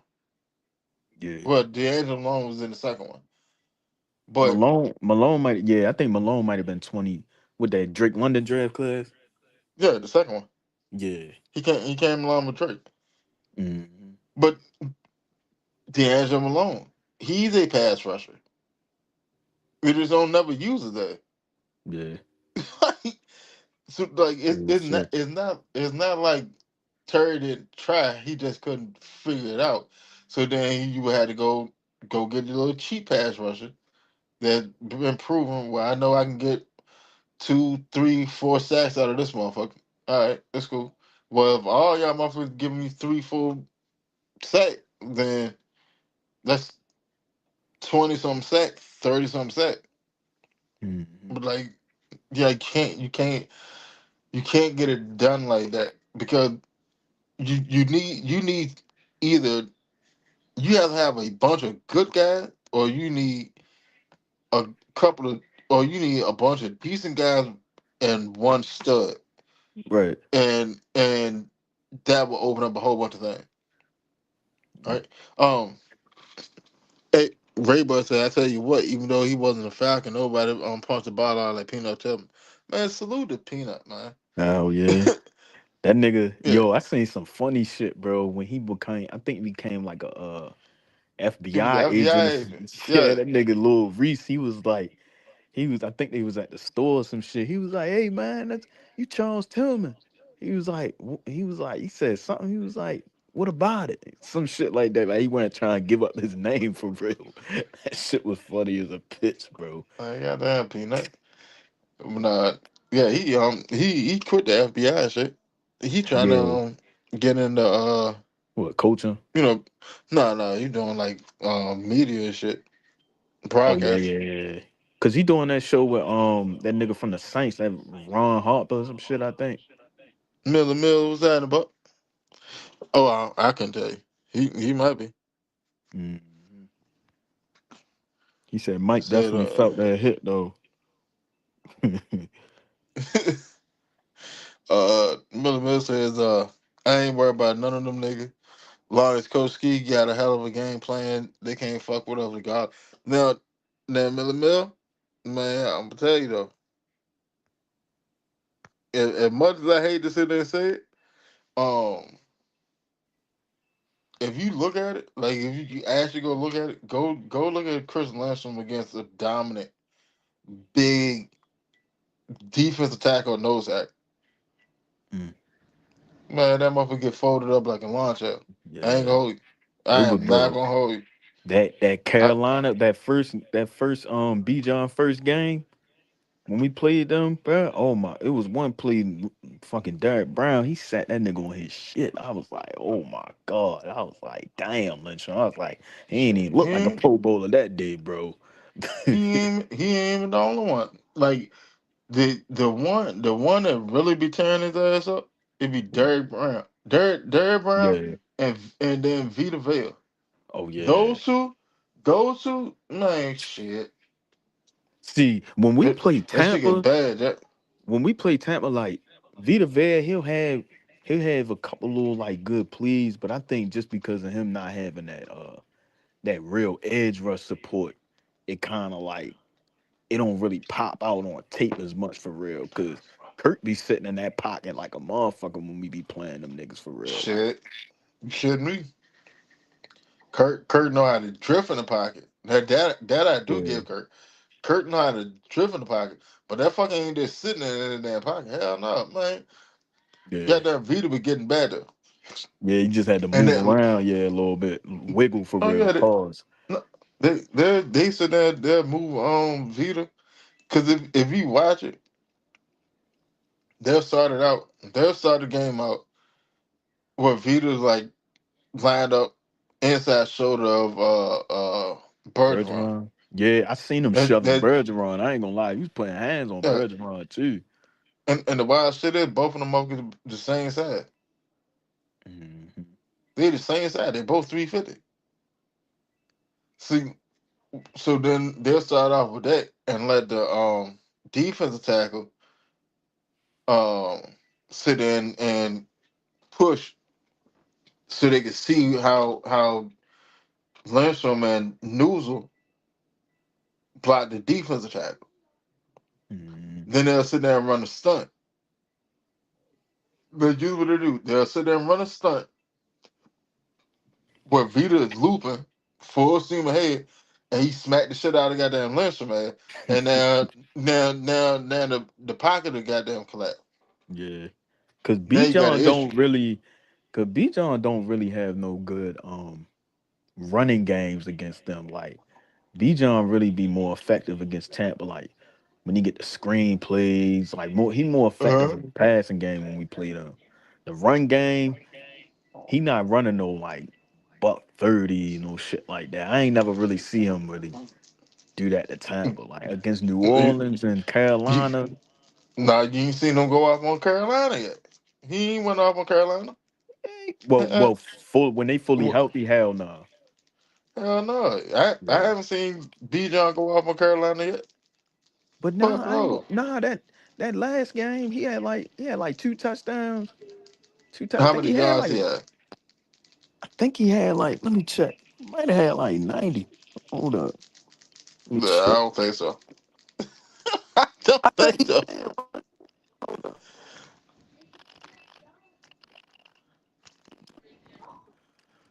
Sure, the Texas boy, what's happening, man? Hey man, as soon as you said the mics were good, as soon as you said the mics were good, Zay Zay might have went to hell.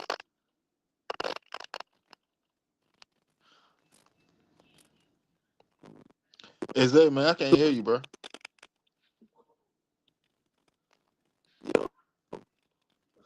Yo, that John gritty, man.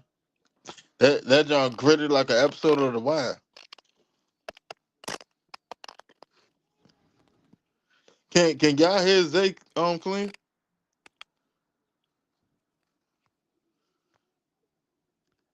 Keith Simmons, what's happening, man?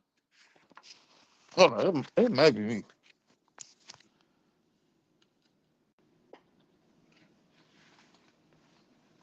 Zay,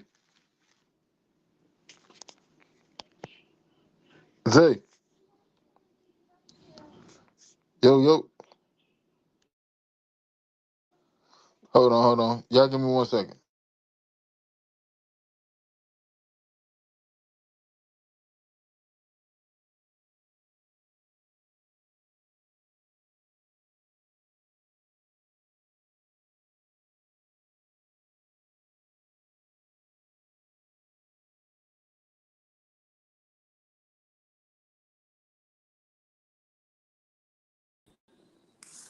Yo. Hey, all right, so it ain't me. That was Zay. All right, bet. All right.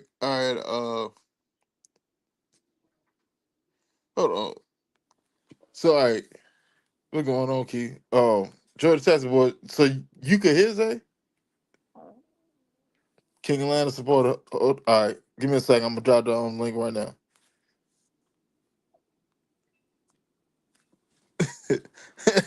That man said that man got lost in the algorithm.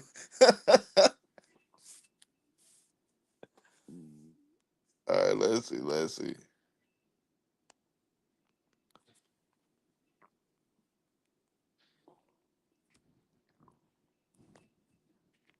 what? Yo, Yo, my shit good there. Zay, Yo. I can't hear you, bro.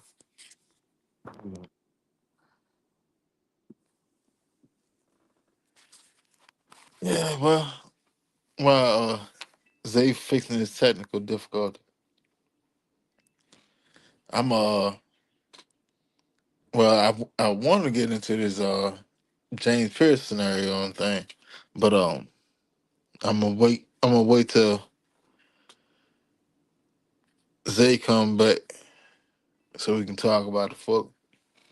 But yeah, well, while we sitting there waiting and stuff, how y'all feel about what's been happening in free agency so far? Yep, I got a good mic. Zay, Yo.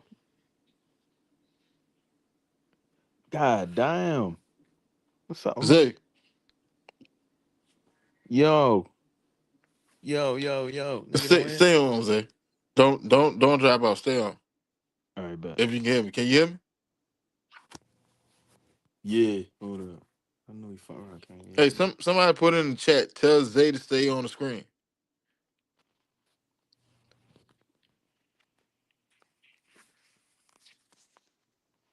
Wait, chat hear me? Y'all hear me, chat? I knew I wasn't tripping because I see my mic move. I think Winston don't hear me, chat. But I ain't gonna hop off. I ain't gonna hop off. I don't think Winston can hear me though. Yeah, Ray Bud, real shit. Uh, you can't, you So can't hear. y'all can hear Zay, but I can't hear. That shit crazy. What the fuck, man? That shit crazy as fuck.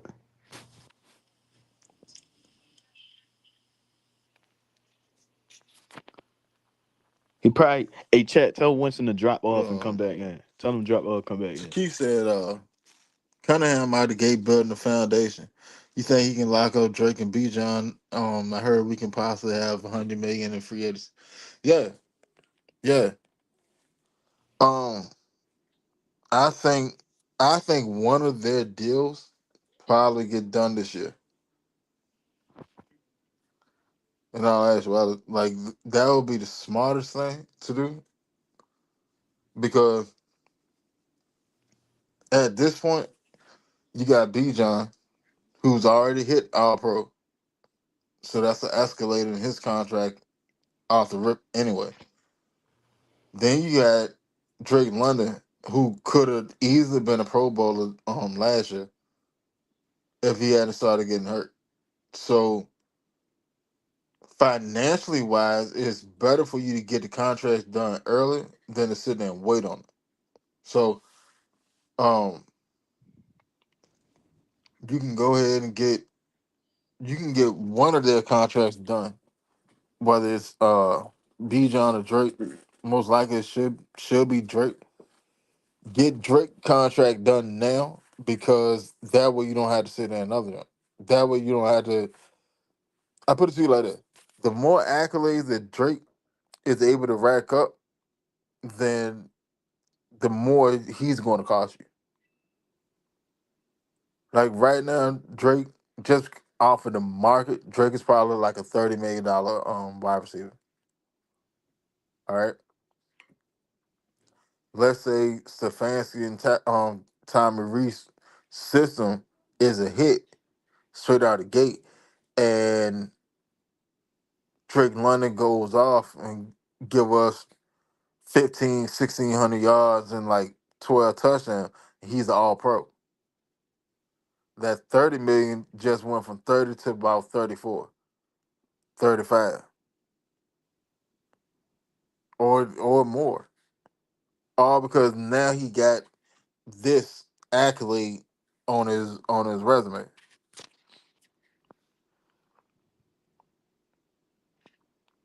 Yeah, give me 1 second. Hey Zay, go ahead and holler at him. All right, bet. But yeah, chat. I know Winston ain't hear me. That's why I ain't really say too much. But Drake, he might got a. I don't know. It's confusing with Drake because what I heard, the article I've read, the amount that they feel like he should get weren't even nowhere near meeting that the $30 million mark. And I feel like Drake, he probably feel like he one of them wide receivers as he should feel, and I feel like he is. And like we said, he had his injuries this year. Even in that 4 game losing streak that we had, him and Penix was getting it going. When you seen him in that Indianapolis Colts game, you seen him in that Patriots game. He was going crazy, 3 touchdown game, the Panthers game before he got hurt, before Penix got hurt. He was already going crazy in the first half. You gotta get that man his money for real. I mean, the reporters, I just feel like I always keep saying, Falcons reporters, they don't ask the right, excuse my language, they don't ask the right fucking questions. They ask all the goofy shit. They ask the same questions. Is Mike Penix the quarterback? What is going on with Mike Penix? They don't ask about the overall roster. They don't ask about the the wide receivers, no contracts, and they don't even gotta ask the question where you gotta get all and where you trying to get all the information. All you gotta do is ask them: Is there any negotiations between Drake London? What is y'all status on Drake London? Just like how y'all asked Kyle Pitts about the franchise tag. Ask him about, you feel me, Drake London. Where's, you feel me? Where do y'all stand with Drake London right now? How do y'all view Drake London? Does Drake London fit with the new regime? You get what I'm saying? So just just see where our GM is at with our wide receiver and our star running back. You get what I'm saying? I just feel like it's needed because we want to know. You get what I'm saying? Because what's the status of that? Are they working on it? Because we don't even know if they working on a contract with Drake London. We just going off of little articles and shit that we seeing, but we don't see. You hear me, Winston? Yo, can you hear me? Yeah, I hear you. Uh, Hey, what's All going on, right. Miss B? Miss B, Hey, Miss B, man, pop in. what's happening? If you ain't doing nothing, pop in real quick. Damn, they got Mm. Georgia boy up in there, man. My boy Georgia boy up in that motherfucker too. Okay. I ain't even know Georgia Texas boys in that motherfucker. It's a new era, my God. But hell yeah. And you know what's crazy, Winston? I did a show earlier. YouTube, they just they ain't post the audio of it. I was going to send it out to y'all and see how y'all felt about it. I did like a little 40 minutes just talking about all the free agent signings and everything. So Yeah? yeah, hopefully cause I went live on YouTube. It went on StreamYard, but cause I gotta get the StreamYard back. I gotta get the StreamYard account back. I gotta do that. I gotta do that over for real. But hell yeah. But yeah, man. I want to see what they going. I just want to know where they stand at with Drake London. You get what I'm saying? Like, cause I know they know he I feel like they view him as the wide receiver one. I feel like they like Drake London. You get what I'm saying? But I just want to see where they meeting at. What's up? Have you talking to his agent? Have y'all had conversations? What's going on? You feel me? Cause we ain't really heard nothing about it the whole free agency for real. So we I guess it's just a sit and wait type of thing. What? All right. Now, I think a lot of players. Hmm. Well, outside, all right, outside of Bijan, I think, or and Kyle Pitts, I think Drake London. Me personally, I think they should go ahead and pay him now. That Who just Drake or Kyle? Drake. Yeah, Oh, you could okay. have paid. You could have went on and paid Kyle now too. To be honest, Yeah, but that's a whole different argument. yeah, But real shit. oh, You know how them conversations get, bro. Them shits, me but me personally, I would have went on pay cap it. I right. would have paid him a little. You know, hell, Yeah, we could have just went on shot it as a quick 2 year deal mm, and come back to the table on the second year. But it would have dropped the cap hit that we would have had. instead of having him on a fully guaranteed Three. franchise. Yeah. Like that, uh, I get it, but I don't know. It just Yeah. You know where they I guess where they stand at. I don't know where they really stand at with him. Cause everybody, we all got our own opinions on how we feel about the whole, Kyle Pitts situation and what do we feel like he should have been tagged or not, or tagged, and then hopefully they work on the extension within the next couple months. I mean, it's still time to see if he gets extended or and Cal. Yeah, what and you I mean say? Cal, like you have up. Hell, you got up to the beginning of the damn season this summer if you really wanted to. But Right. I don't know. Like I think they don't want to extend him right now because you need you need to figure out what the hell you're gonna do with Drake. Hmm. Like that's right now that's the biggest bowling ball. That's the Yeah. biggest pin that gotta go down. You gotta figure out what you're gonna do with Drake. Are you gonna, you know what I'm saying, send him? You gonna wait a year? What? Now you can wait a year, all right.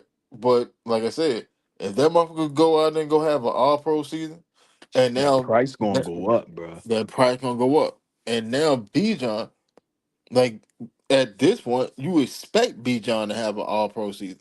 So Right. now instead of having one on his resume, he'll have two. Hmm. The money Especially change. on top of the workload, him being in the pad, him being in the pass game, running game. Yeah, You the get what I'm money change. saying? Yeah. So he going, Like especially Jameer Gibbs. Then you looking at his situation and seeing how much he finna get paid, because he might fuck around and break the market. You get what I'm saying? I don't think so. Like Gibbs would have been better off getting an extension this year than sitting there waiting till next year. And to be Mm. honest, what both of their agent Gibbs and Hmm. Bijan agents are doing, they're sitting there waiting to see which one of them will get paid first. Because that's whoever get paid first. That's what the basis of the next one contract gonna go from. Right. But to be honest, Bijan is a better player than Gibbs. He's a Oh better yeah. running back. Gibbs Gibbs should about to get exposed because Montgomery ain't there to sit there and Hmm. soften up the defense. And Cause then they he took it. They went got and who was the other goddamn I they they got Isaiah Pacheco. yeah, like you got two small ass goddamn running back. I'm sorry. Like I mean, don't get me wrong. You can put up rushing yard, yeah, but Right. it that the impact of the running game is not gonna be the same Mm. because you got two small ass running back.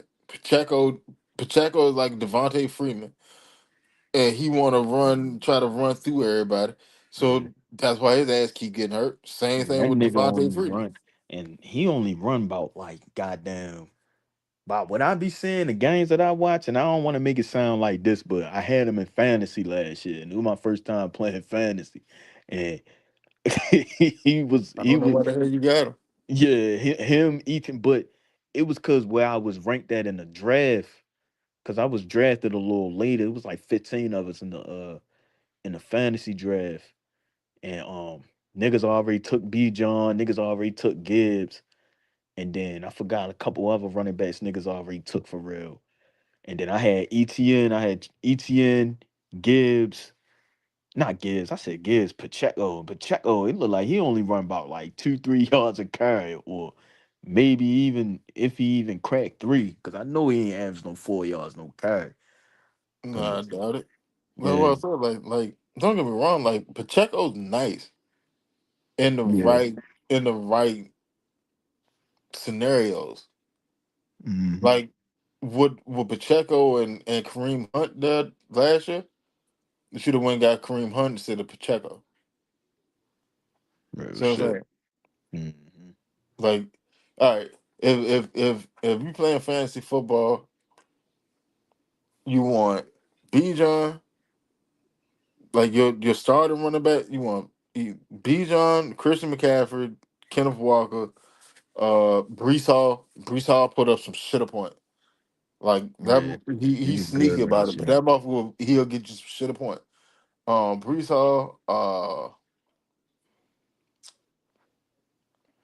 DeAndre Swift, Oh yeah, they was that Bears run David game was A. decent Chain, last year. I ain't gonna lie. Who yeah, was who was that Dave, second running back they had um, in what's his name? Chicago? Like Mofongo or whatever.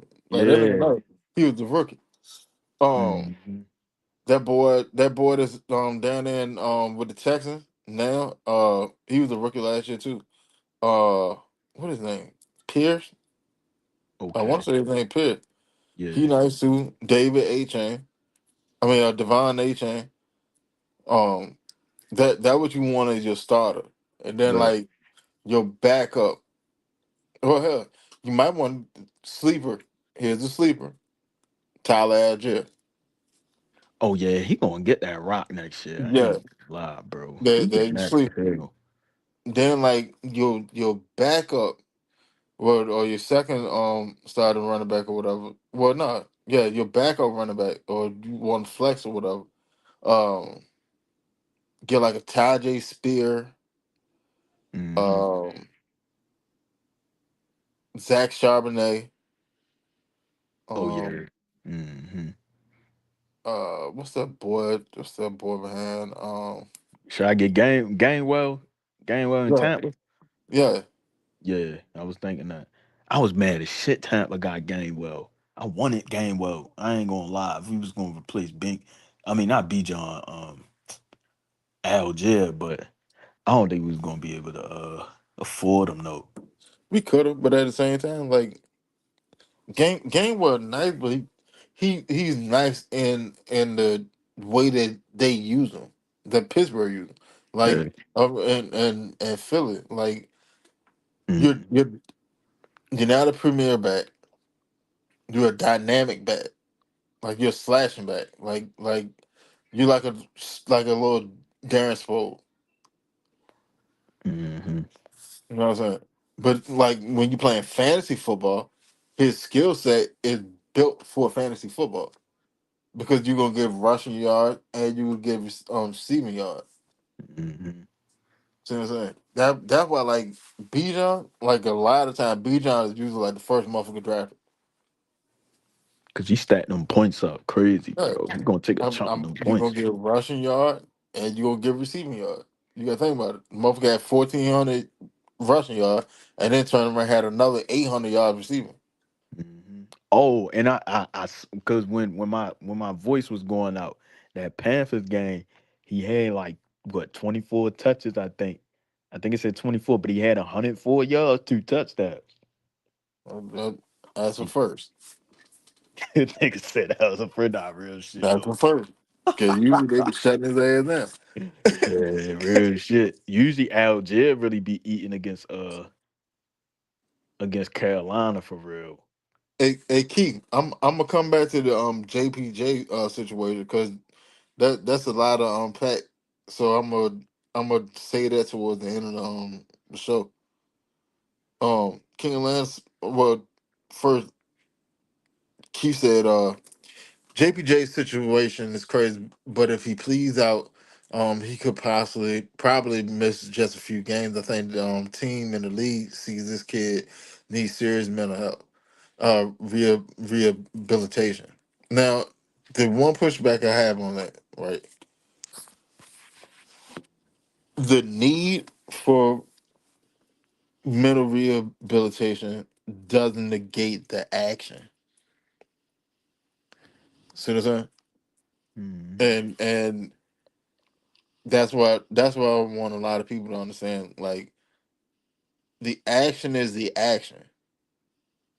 Now, what spurred the action could be a myriad of things, but the action itself is still the action. When it comes down to the law, that's just what it is. So with him, yeah, like to me, I'm gonna be honest. From what I've been picking up, well, shit, we might as well go and get into it. Fuck it. Come on. Come on. So, all right.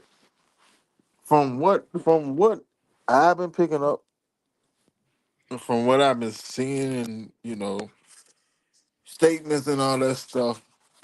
Mm-hmm. Like I'm not a doctor.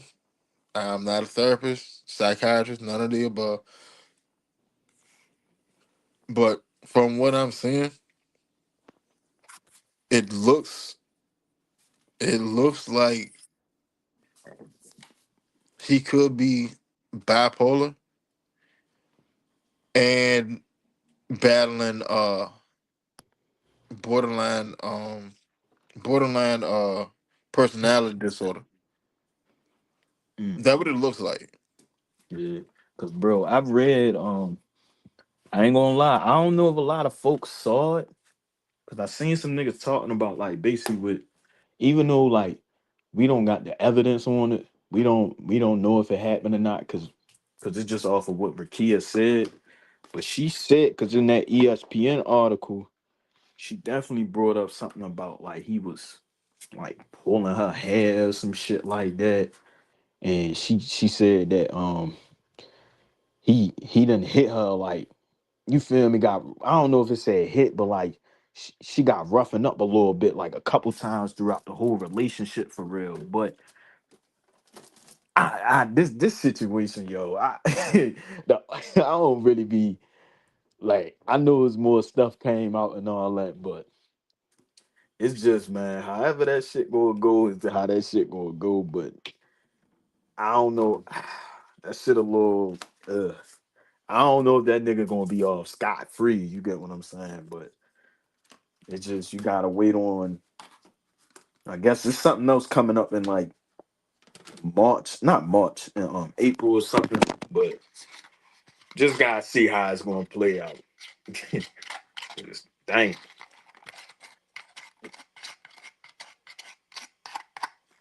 So, all right, man. Like,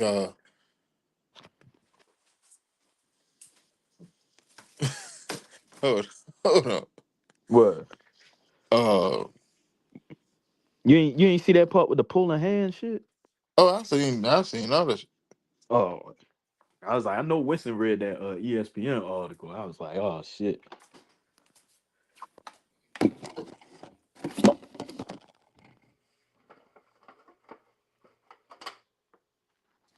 Hold on. Give me 1 second. You good? But yeah, chat.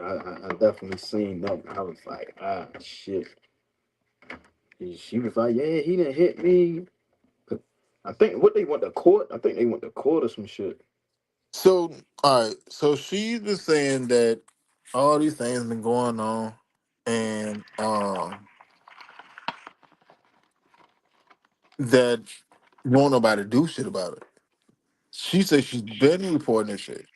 See, they've been dating since hell, Tennessee. yeah, like roughly like his freshman year in Tennessee. Mhm. They've been dating, and AZ Miller Mill said, AZ, we need more Zeno like asking more Zeno asking questions. That motherfucker get to the point. Real shit. But Right? sometimes the only thing with Zeno, he only asks. I don't want to get off topic, but Zeno, he be asking the same question though. All Zeno asks is Michael Penix. He don't ask about everything, but he do get to the point though. He do get to the nitty gritty. See that's that military animal. You know what I'm saying? Cause like a military motherfucker, like majority of them, like they are built until I achieve this objective, I'm not going further. I'm not, Real like, shit. I'm not going further. So Yeah. you keep dancing around this damn question. uh, Yeah, he definitely a tap dancer. Vibe and said we in rebuild mode. We Vibe like we not in a real, we not in rebuild. We far from it, to be honest. Because the team, all right, I put it to you like this: you got to ask yourself this question: do you think the team that we had last year should have achieved more than what it did? Hell yeah. That's why you're not in rebuild mode. He We gotta said, finish, "What?" bro. We gotta finish games. I'm not gonna lie, like But you that, like losing that, off of special teams, special teams giving up field position. You running through three kickers. You watch the Colts game. You give up a third and on 3rd and 21. You let Daniel Jones run for 18 yards to get a fourth and short. Um, you let goddamn Drake May. I mean, you had not Bergeron. You had what's his name? Um, damn, Guardian Cat, bro. What's his name, bro? Guardian cat. What? Yeah, the nigga that be wearing the Guardian Cat, bro, the linebacker. Oh, Bertrand. Yeah, yeah, you got him out there. You in that Patriots game, the game came down to him to get the stop on the linebacker. He ain't get the stop. We just losing to the Jets. Tyrod Taylor driving down. Nick Folk, the kicker that we got now, sent our ass home. So it's just we that and that's I don't want to get off topic, but that's been an issue that's been going on even when we had Arthur Smith and Raheem. Every year we come out of every season and all we say is, man, we could have beat the Cardinals. We could have beat the Cardinals in 2023, or if we would have beat the We should Panthers, have. if Desmond Ritter wouldn't have thrown that interception when we was up 7-3, or if you go out that 2022 season, and Mariota didn't throw that interception against the Commanders or against Pittsburgh, and then you feel me? This is always the conversation every year. Coming up short, you look at the schedule, you see it's close games that we could have won one game short, and then you in this bullshit ass division. If we can just find a competent coach, hopefully Stefanski is that guy, just to get a competent coach to have these players ready week in and week out, learn how to put a foot on these motherfucking teams, start blowing their ass out. You get what I'm saying? It's the little shit. It's not like we got the talent. Everybody know we got the talent. Every season, oh my god, you got Kyle Pitts, you got Drake London, you got B. John Robinson. Every off season on ESPN, niggas keep talking about, oh, they got the talent. They got AJ Terrell, Jesse Bates. They got all these players, but you get what I'm saying? It's just like, come on. We gotta tighten that shit up. Just win them close games and we straight. See, and that's like that's the biggest thing. That's the difference between a coach and a great coach. Mm-hmm. It literally, and you notice, like, you know this because you sit there and hear from players all the time. In a football game, for the most part, you can play each other evenly. Right. It usually be 3 or 4 plays that would turn a game. Yep. Every game, that's literally all it is. 3 or 4 game plays. The Yep. question is your coach in those 3 or 4 moments good enough to rise to the occasion and do the smart thing, or he just do stupid shit all the time? Yep. That's the difference between a great coach and a coach. Mm-hmm. Because Dan Quinn had the opportunity of being a great coach, and what did he do? He decided not to run the fucking ball when you could have got the game over with. You decided not to Mm-hmm. run the ball, and now Dan Quinn is just the head coach of the Washington Commanders. He Yep. could have been Super Bowl winning head coach of the Washington Commanders. Hell, if he had won the Super Bowl, he'd probably still be the head coach, Super Bowl winning head coach of the Atlanta Falcons. Yeah, he'll be a coach right now. I ain't gonna lie. That Super He Bowl he ring would would have had his probably head. still be the Falcons head coach. Yeah. Blink want to let that nigga go. We could have went. We could have went to that Super Bowl. No, we would have won that Super Bowl and still had 8 straight losing seasons after that. We fuck around, still would have kept his ass just off the strength Man, of that Super Bowl. that fucker would have a statue in downtown Atlanta right now. For sure. Period. There's For no if sure. and bust about it. He would And have had a Winston, stat. He would have had a statue downtown.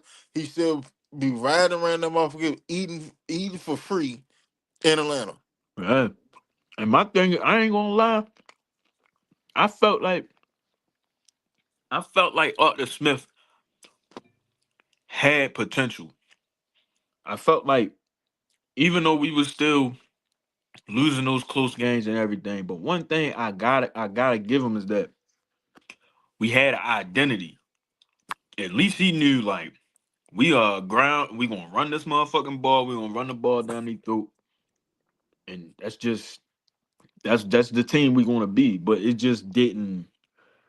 The quarterback situation really ain't doing no justice. Me personally, when we hired them, like that Tennessee team, I liked them. They had Ryan Tannehill, John Smith was doing his thing. Um, who else they had on that offense? Like they was cool, but AJ Brown, but I just don't think he should have been. He should have been a coach. I think that was more Mike Vrabel and Derrick Henry really going crazy. I don't think it was really his scheme, like that really got him over the hump for real. Like I don't know. Maybe that's just me. Hold on. Hey, Ray, you there? Oh yeah, people in the comment. No, Ray came on. He's on the panel. Oh I don't know shit. if we can hear him. Oh, I ain't even see that show. He right there. He probably got to jump back in and jump back out. My nigga Red. Well, I'm gonna give you some little info because uh Leonard Floyd, Jarvis Landry was on a podcast earlier this week. Nah, that was Leonard Fournette. I mean, yeah, Leonard Floyd and that. Mm-hmm. I'm to the thing and got down. Yeah, Leonard Floyd and that Jarvis Landry was on a podcast earlier this week. Mm-hmm. All right. Now, what they said made a lot of sense to why Kyle Pitt was drafted as Terry Fontenot's first pick. It made a lot of sense. Mm-hmm. All right. So they said that um all three of them, Fournette, Landry, and Deshaun Watson, all three of them was in a group chat together, right? And they all planning on coming when the whole Deshaun Watson situation was going on with us about to get Deshaun Watson. They all were gonna come to Atlanta together. They all was free agents at the same time. They all were gonna build a team here in Atlanta.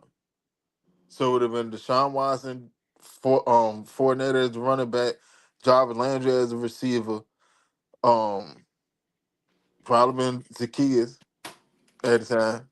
Well, no, matter of fact, because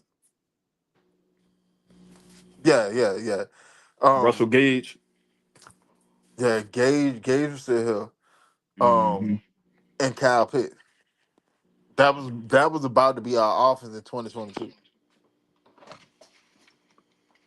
And they all thought about it. They was like, well, we all gonna go everything work out. The money and shit look right. We all gonna come to Atlanta. Um Arthur Smith, Arthur Smith had got into the conversation and he was sitting there talking to all of them too. Everybody was coming to Atlanta. Again, Crazy. Deshaun Watson, Fournette, and Jarvis Landry. All of them was coming to Atlanta. Kyle Pitts had just been drafted the year beforehand and put up 1,000 yards. All right, so you got 1,000 yard wide receiver, 1,000 yard receiver, 1,000 yard tailback. They got a Super Bowl ring. Yeah, Like, because that's right after he left Tampa, right? He would have been leaving yeah, Tampa. Yeah. all them boys were gonna come to Atlanta together, right? All right. Mm-hmm. So when that happened, and so everybody's in cool. This is during the free beginning of the free agent period. Everybody's in cool. Everybody's on the same page. All right, and then Cleveland came out of the fucking blue, Overnight. taking through that offer to Watson. Watson took the offer before he talked to them. Didn't nobody know what was going on with Watson and Cleveland. And Watson take the offer, and then after he took the offer, they found out when everybody else found out, along with Arthur Smith. They found out. Everybody found out at the same time when it popped up on the TV that Watson was going to Cleveland, and that's how all that shit took and fell apart. Yeah, I seen that yesterday. I was like, oh shit, because I knew it was just Watson, but I ain't know it was that whole plan around it. But you know, Watson, he was still at the top of his game because you know people wouldn't mind playing with Deshaun Watson at how he was playing in Houston for real. But Exactly.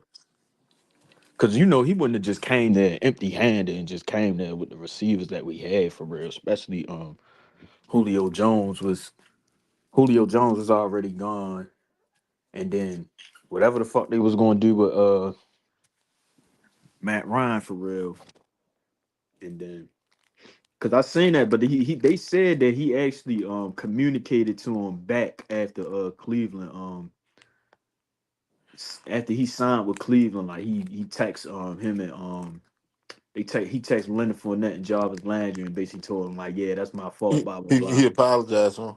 Yeah, you know that was just some money he couldn't turn down type shit for real. But yeah, and that Now, oh go Miller ahead. Miller, I say that. I'll say that. I don't really think that it is a bullet that we died because all right when Watson went to Cleveland, right? They they they were pushing him as a upper tier quarterback. Where I'm relying strictly on well for the better part of the game, I'm relying on your arm to get the job done, right? Opposed to him being in the Arthur Smith system, where you're not gonna throw the ball that much. We just gonna run the rock. We're gonna run the air out of the ball. Just make the plays when I need you to make the plays. Watson could have flourished in it. Now think about it. All them boys would have came. This would have been the same year that we took and drafted Drake London. So it would have been Drake London and Jarvis Landry together. That wouldn't have been a bad fit, bro. I See ain't what I'm gonna saying? lie. It would have been Drake London, Jarvis Landry, Kyle Pitts, Fournette, and then you still drafted Tyler Algier in the fifth round that same draft. Yeah, that roster would have been cool. That offense would have been crazy, Jack. Yeah, I ain't gonna It lie. would have been crazy. Yeah, cause we wound up pivoting, and we had to get Mariota. Yeah, you was in scramble mode at that point. That's how you Mm-hmm. end up getting the Mariota and Mm-hmm. drafting Desmond Ritter. That's how that shit fell apart. It's so Bro, many things that happen behind scenes yeah, a lot of seasons that people don't know about. because like when you really think about it, and as crazy as this shit gonna sound, I just felt like Arthur Smith after that shit happened.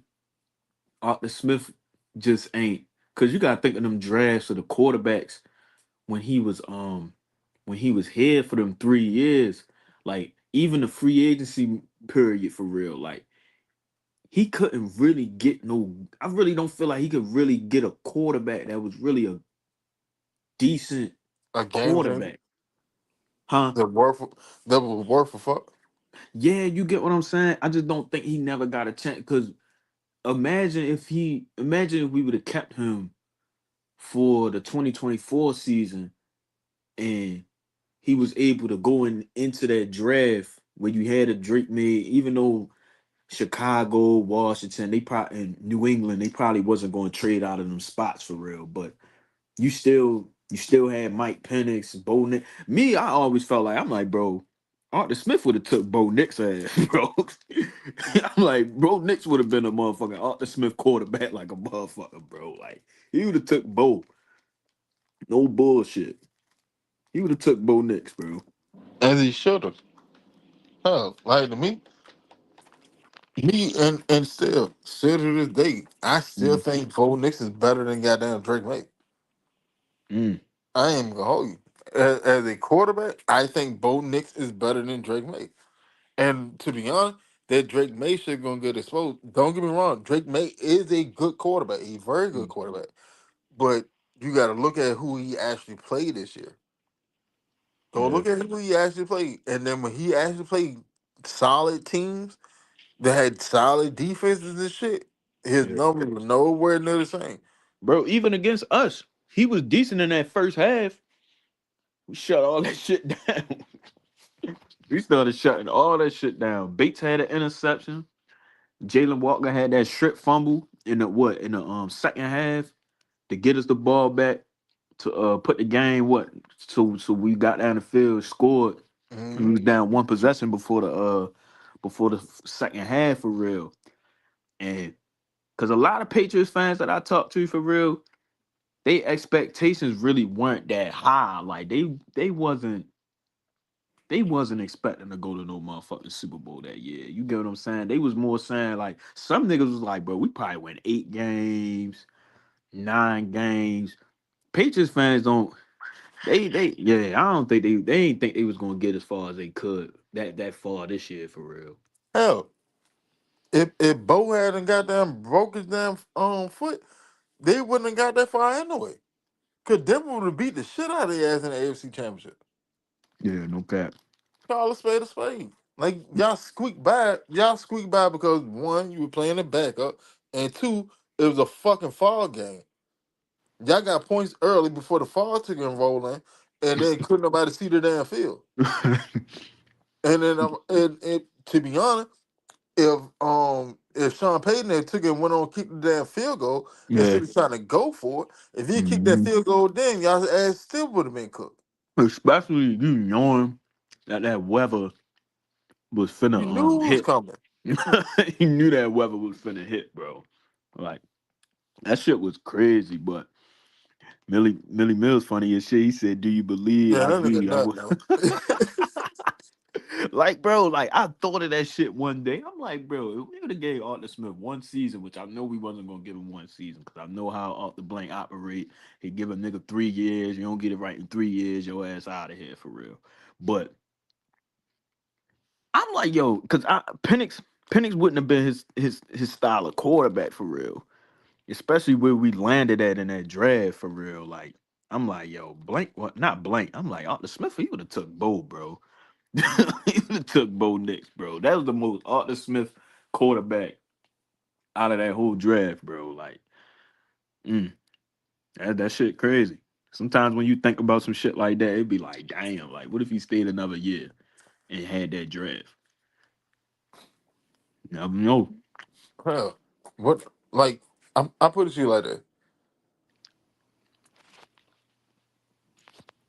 I'm sad that it didn't happen. That plan didn't come to fruition. What the Deshaun But Watson then, shit? yeah, but then at the same time, I'm not sad. Right? All right. I put it to you like that. He wouldn't have played that first year because I think he was what True. suspended like 11 games. And that's possible. But he would have probably played even with him not playing. Right? All right. Hmm. You still probably would have ended up getting beat on. You still probably would have ended up having this chance of getting beat on because you wouldn't have won that many games. But you would have had Drake London and Jarvis Landry here, But right? but do you think we would have been? You think we would have won? Well, not. But like I said, we would have messed around and probably wouldn't have made the playoffs because Deshaun would have been hurt. Because I was about to say before I thought of that, I was like, shit, Deshaun, if he would have played that full season, we fuck around probably would have been a playoff team for real.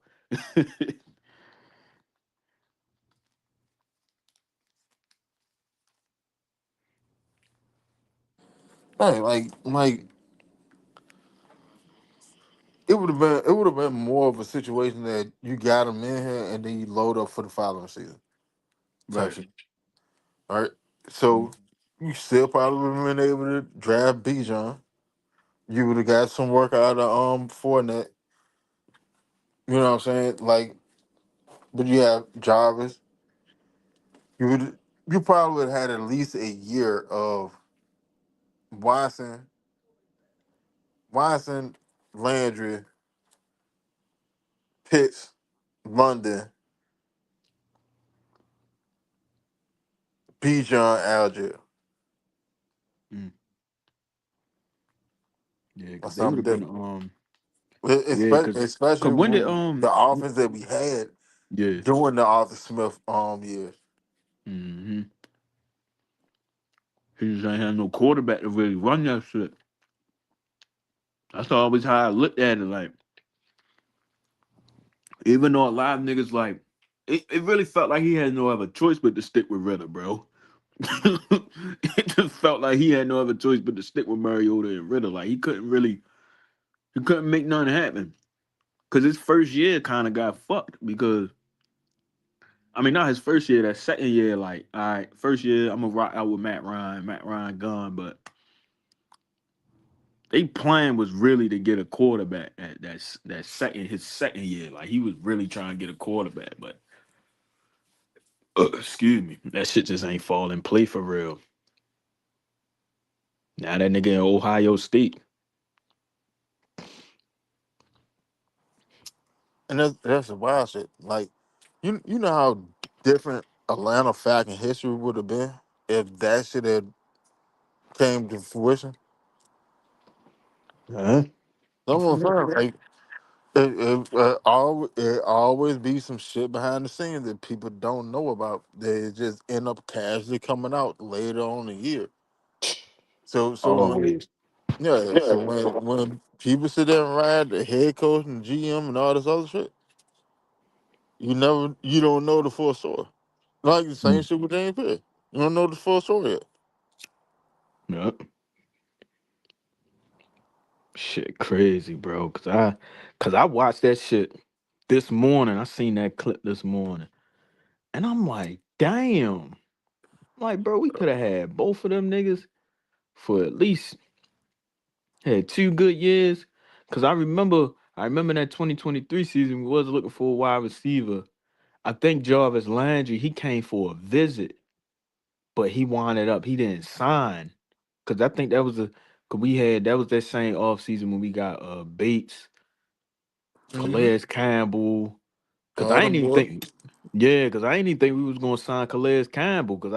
Cause Calais Campbell, he wasn't even gonna come to us. But Calais Campbell, he said on the little press conference, he was like, okay, cause that's when he was talking about Desmond Ritter might be the Blake Bortles or some shit, might be like that Jacksonville team and shit. And then I was like, oh shit. He said that cause what I think he just came from Baltimore, and I forgot where Calais said he was gonna go because Atlanta wasn't even on his mind.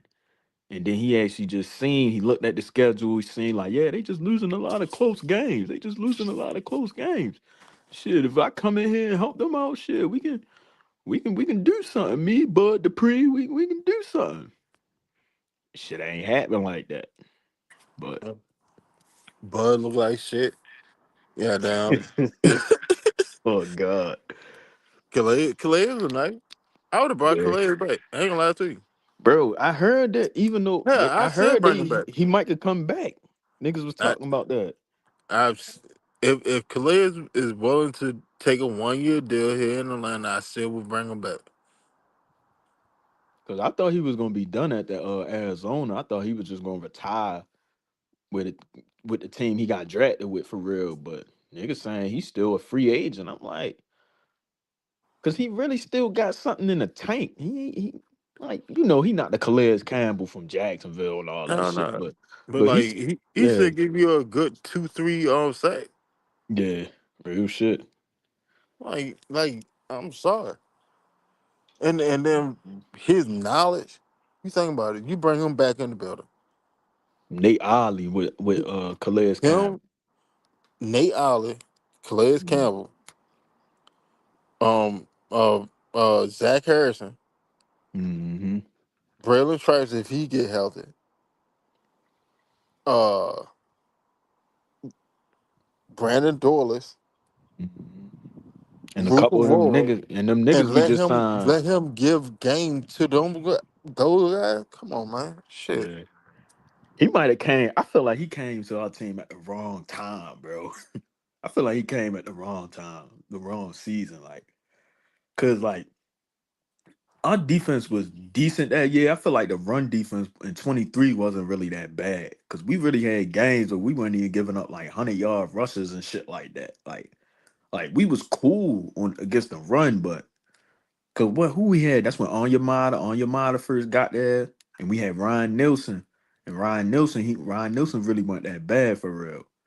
Cause we had some decent games for real. Like it was games like we weren't really getting blown out until like the end of the year. I felt like that's when everything collapsed when we played Chicago and fucking Arizona, New Orleans. Jameis Winston did that little touchdown shit, and it was over for real. But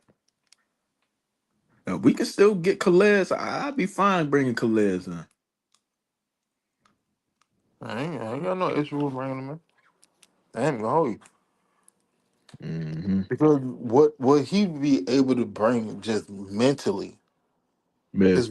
is worth paying that money to. Think about Harrison. Harrison was about to have a breakout season last year. And you mean I can learn from one of the greats? I can learn from one Hmm. of Cause Zach them. Harrison, he was there. He was there when Calais was there, right? 'Cause I think Zach was young. I think Yeah, Zach was young. hmm That was his first year. hmm I bring So him back. so now you got Calais back, and Calais sitting there. All right, young man. How you do? All right, young man. Uh, so you learn this. All right. Well, learn this. Take him to another level. Come Yeah. on, man. Like that's just a no brainer. Shit. And he played special teams. His ass he be blocking field goals and shit. I wouldn't mind having him. I ain't gonna lie. It's crazy you said that because I saw that earlier. I'm like Calais, bringing him back. 'Cause I want to know what his numbers was last year. Well, nah, I just want to watch his tape a little bit, see what cause he was still getting in the backfield. I'm like, what the fuck? Like he still got like he might got still like 2 more years left in him. Yeah, I don't think he gonna play another 2 years. But could he play another 2 years? Yeah, yeah. I mean, like at this point, you got to understand what you got in him, and what you have in him is a veteran, a savvy veteran that know the game and able to manipulate it. And in all Mhm. actuality, that's what you want from your vet. You want your Yeah. vets to be at a point where when their athleticism has waned, they still able to be effective because they have the intellect, the IQ to be able to still get up. And then do I expect you to go get 10, 12 sacks? No. Nah, Oh no. nah. But do I expect you to be able to go put up 2, 3 sacks? Yeah. Hell yeah, Do I if your expect ass you? out there, if your ass out there, shit, you better shit, nigga, paying you to do that shit for real. Like, to be honest, I wouldn't even like even if we brought him back and he didn't have a sack, it still wouldn't be a bad investment because of what you But giving to everybody else. that's like signing like a Udonis Haslam or some shit like that. Yeah, exactly. Like you got another coach on the field, Hmm. and sometimes that coach on the field is more valuable than the actual players that's out there. Hmm. It's gonna help them niggas. You feel me? Because they could probably mess around and have longevity like him, play up until you like 30 in your late 30s and shit like that. You Like, feel me? look, young blood. Like man, you sitting there goddamn You shouldn't have eaten McDonald's all the damn time. Like, chill Yeah, out on that. Chill I out on was that just ready to McDonald's. say, You but you got you got some money now. Go buy yourself some steak. Go buy yourself some salmon. Go buy yourself some tuna, some turkey, some chicken. You know what I'm saying? Eat right. yeah, You ain't gotta eat the best, but eat right though. yeah. And he, bro, I ain't gonna lie, he don't even gotta play every game. And then he ain't gotta, you feel me? He ain't getting like a lot of snaps and all that shit. Like, you know what I'm saying? Like, Hey, they ain't gonna hurt. Hell, you just went through this shit with goddamn Leonard Floyd last year. yeah, real shit. Leonard Floyd came in. There weren't real no big expectations on Floyd. Not for somebody that actually pay attention to the game. Yeah. Cause a lot of folks they kept saying, cause you know he had I think he had like 8.5 sacks when he was in San Francisco the year prior for real. And people Yeah, was but like look who was around him. Nick Bosa, fucking nigga. Like call a spade a spade. Leonard Floyd never had a big sack year unless he had a super dominant ass teammate. When he was Mm-hmm. just him out there, he won't doing shit. Real shit. Call a spade a spade. Yeah. Cause I like, bro, he When he not got with he Aaron Donald, he had what like eight. What he had like 10 sacks or some shit like Mhm. that. I think he had double digit sack the years that he was with Aaron Donald. But you have Aaron Donald. All right. You go over to goddamn San Fran. All right. You had about what 8.5, 9 sacks. All right, that's cool. But you had Fred Warner and you had Nick Nick Bosa. Bosa. Like Hmm. you had dominant motherfuckers around you. So you just had one on one. Mm. That's why when I started out the show tonight, I said and said I applaud um Cunningham because Cunningham didn't sit there and jump the gun and went hunting for big names. He didn't do that. He went got a bunch of value pieces to fill the roster out and raise Yeah. the floor. That's why the title of the show is "The Floor Is Risen." Yeah, cause that's what he said in the press conference today. He was just like, yeah, even though it's like a lot of niggas on 1 year deals, but it's still they can come here and it can help them out. Whether you feel me, they produce, have a good year this season, and then it can help them in the long run next year where they can lock in and get like a maybe a 3 year deal somewhere else if they come and actually produce and give some decent amount of sacks, or not even just sacks. If you getting pressures, you pushing the O line, you making the quarterback bounce out the pocket, making him run, scramble, or just being in his face and making him throw the ball out of bounds, make him spike it, wherever. You feel me? It's just you just gotta impact the game somehow, some way. It ain't just all about all right, let me get the running back in the backfield. Cause sometimes that shit, it ain't. That's why I had to really understand football the more I got older. Like it's really not about the stats and all that shit, bro. It's like, how can you impact the game? You get what I'm saying? If you come in and you every rep just gotta count. You feel me? Just make your game stand out for real. So that's why I ain't Man, really yeah, that's why I ain't really mad at these signings for real. It's just a bunch of pieces that you can just, you just trying to hold over until you get to the draft, and then you get to the draft, you just got to make sure that you hit on them picks in the draft. Because I'm not sure. I mean, I don't know if we still gonna be stuck at 5 picks. I don't know if he might trade up, get more. I really don't personally feel like because people really feel like he might go out, trade, get 5, and turn into 10 this year. But I think it's just this year he probably still going to maybe rock out with the picks that he got. And then in 2027, that's when you're going to see, because that's when I'm going to really look at Ian next year when you got more picks and you got more money to work with for real. So we gonna see. I mean, I like what he doing, just bringing in depth pieces as he should. I mean, that's what you're supposed to do. You just working with what you got. You limited in money, you limited in draft picks. Go out and find some niggas that can rush. You feel me? That got some experience playing with different teams, different defenses, different coaches and everything. Just shit, just put it all together. Jeff Auburn, he can put it together for real. And see, like this year here, like you made the team better. So that's a positive in its own. Mm-hmm. You made the team better than what we had last year.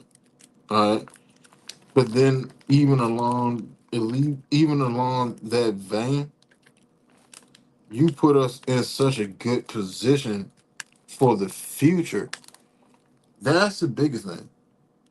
See, like when Terry was getting later into his tenure here, he started swinging for the fence Yeah, because he was still it was trying like, to yo, he was yeah, trying I to ain't mean save to the cut you off. It job. was like he was just making up for the previous season for real.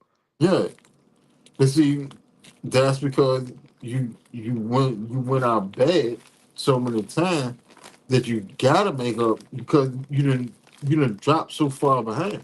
Your team itself is so far behind.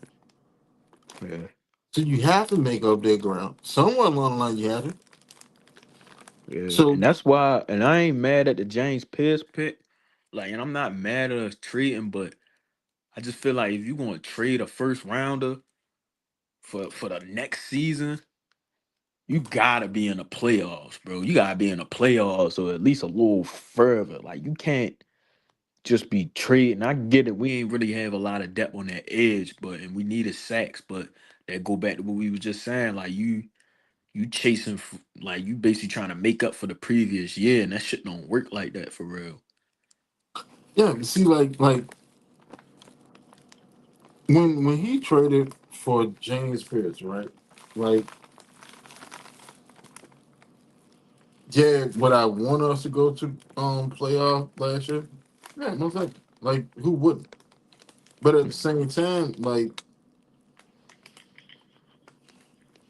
even though my optimism of the team was like playoff or whatever, but I said it um at the beginning of the season. I was like, it's a playoff or bust year, period. Because of the moves that you just had to make. And Hmm. this goes beyond the James Pierce trade and all that stuff. And it's about the moves that you made overall. Right. Overall the moves that you made. Like it's not that you set the franchise back. It's more to the point of that you had the franchise was still in the standstill. And that's the issue. Because you adding all this talent, you adding all this talent, you adding all this talent, but the talent is just here. Right. We're not going nowhere. So at some point, a line has to be drawn in the sand. Like, all right, bro. Like, I get it. I get it. You keep bringing these people in or whatever, and yeah, it sounds good, the premise, but we're not getting the result Yeah. because every year, every year you done the same that you did the year before, except for when we switched teams. And then you still only did one game better than what the hell you did year before. Mm. Like at some point, like when does the jump happen? That's why I said like I think that Raheem and Terry should have got it another year, but since they didn't, I understand why they didn't, Yeah. and then it doesn't. You know what I'm saying? That doesn't really bother me. My thing now is, all right, well, Ian that came in here, and Ian looked like a more suitable GM.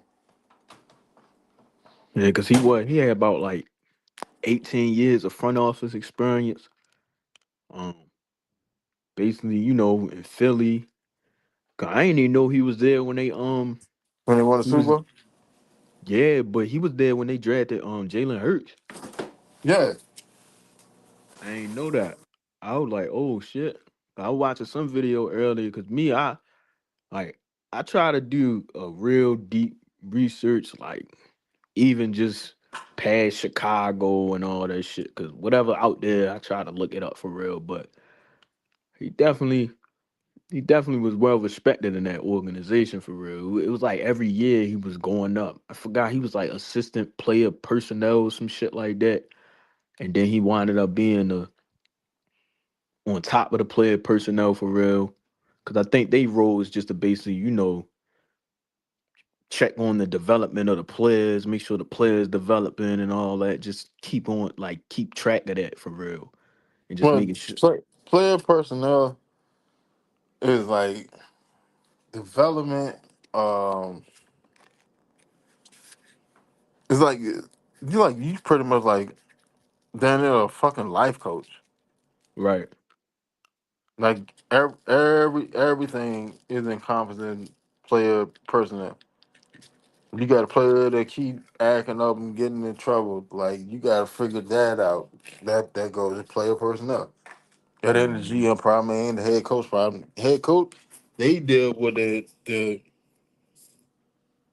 delegation of punishment because of your problem. But player personnel, your job is to sit there and try to get his ass out of these situations.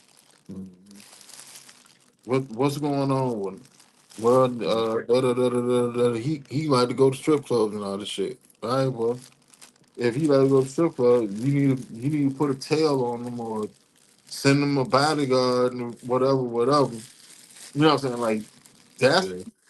like player personnel is yeah development and helping and all that shit, but like player personnel is like pretty much like you ever seen Ray Donovan? Yeah, I seen that. Yup. Yup. Yeah, like player Hmm. personnel is like like you like the Ray Donovan of that team. Mm. You the fixer. I ain't even look at that shit like that. That's real shit though. Cause bro was really, yeah. Hmm. Cause it's just like, yo, I was just cause I'm like, yo, he really know, like even though we just getting started, made some moves, you get what I'm saying? Made a couple moves, watched a couple press conferences, like hell yeah. Like I like what I see so far. I like where his mind at with it. I like that he just it's just nothing like you can kind of tell that he done this shit before. It's no beating around the bush with shit. It feel like shit can really get done with him for real. You get what I'm saying? Like Hmm. it's just shit just feel a little bit more smooth. The communication and everything is better. You feel me? I feel like they clear with the media. You get what I'm saying? They not trying to mislead you and have you thinking about everything. So he I like him for real. He got some good qualities to him for real. The more and more you just look at the research and how much he had an impact on Brian Poles and helping him make decisions and shit like that. Just not just saying yes to everything and agreeing with everything, but if you feel like Ryan Poles, he might be something might not be him. If he feel a way about this player, or if he got to take a deeper dive into a player, then he'll do that. Like you feel me, and he'll respect his word on it. So and him even being an old lineman, you feel me. That's why I hope he understand old lineman. So I feel like him, Bill Callahan. I feel like it should be a good fit for this team for real, for where we want to go in the future for real. All right. I'm about to say like the vibe, the energy is entirely different. And Yeah, then on top of that, like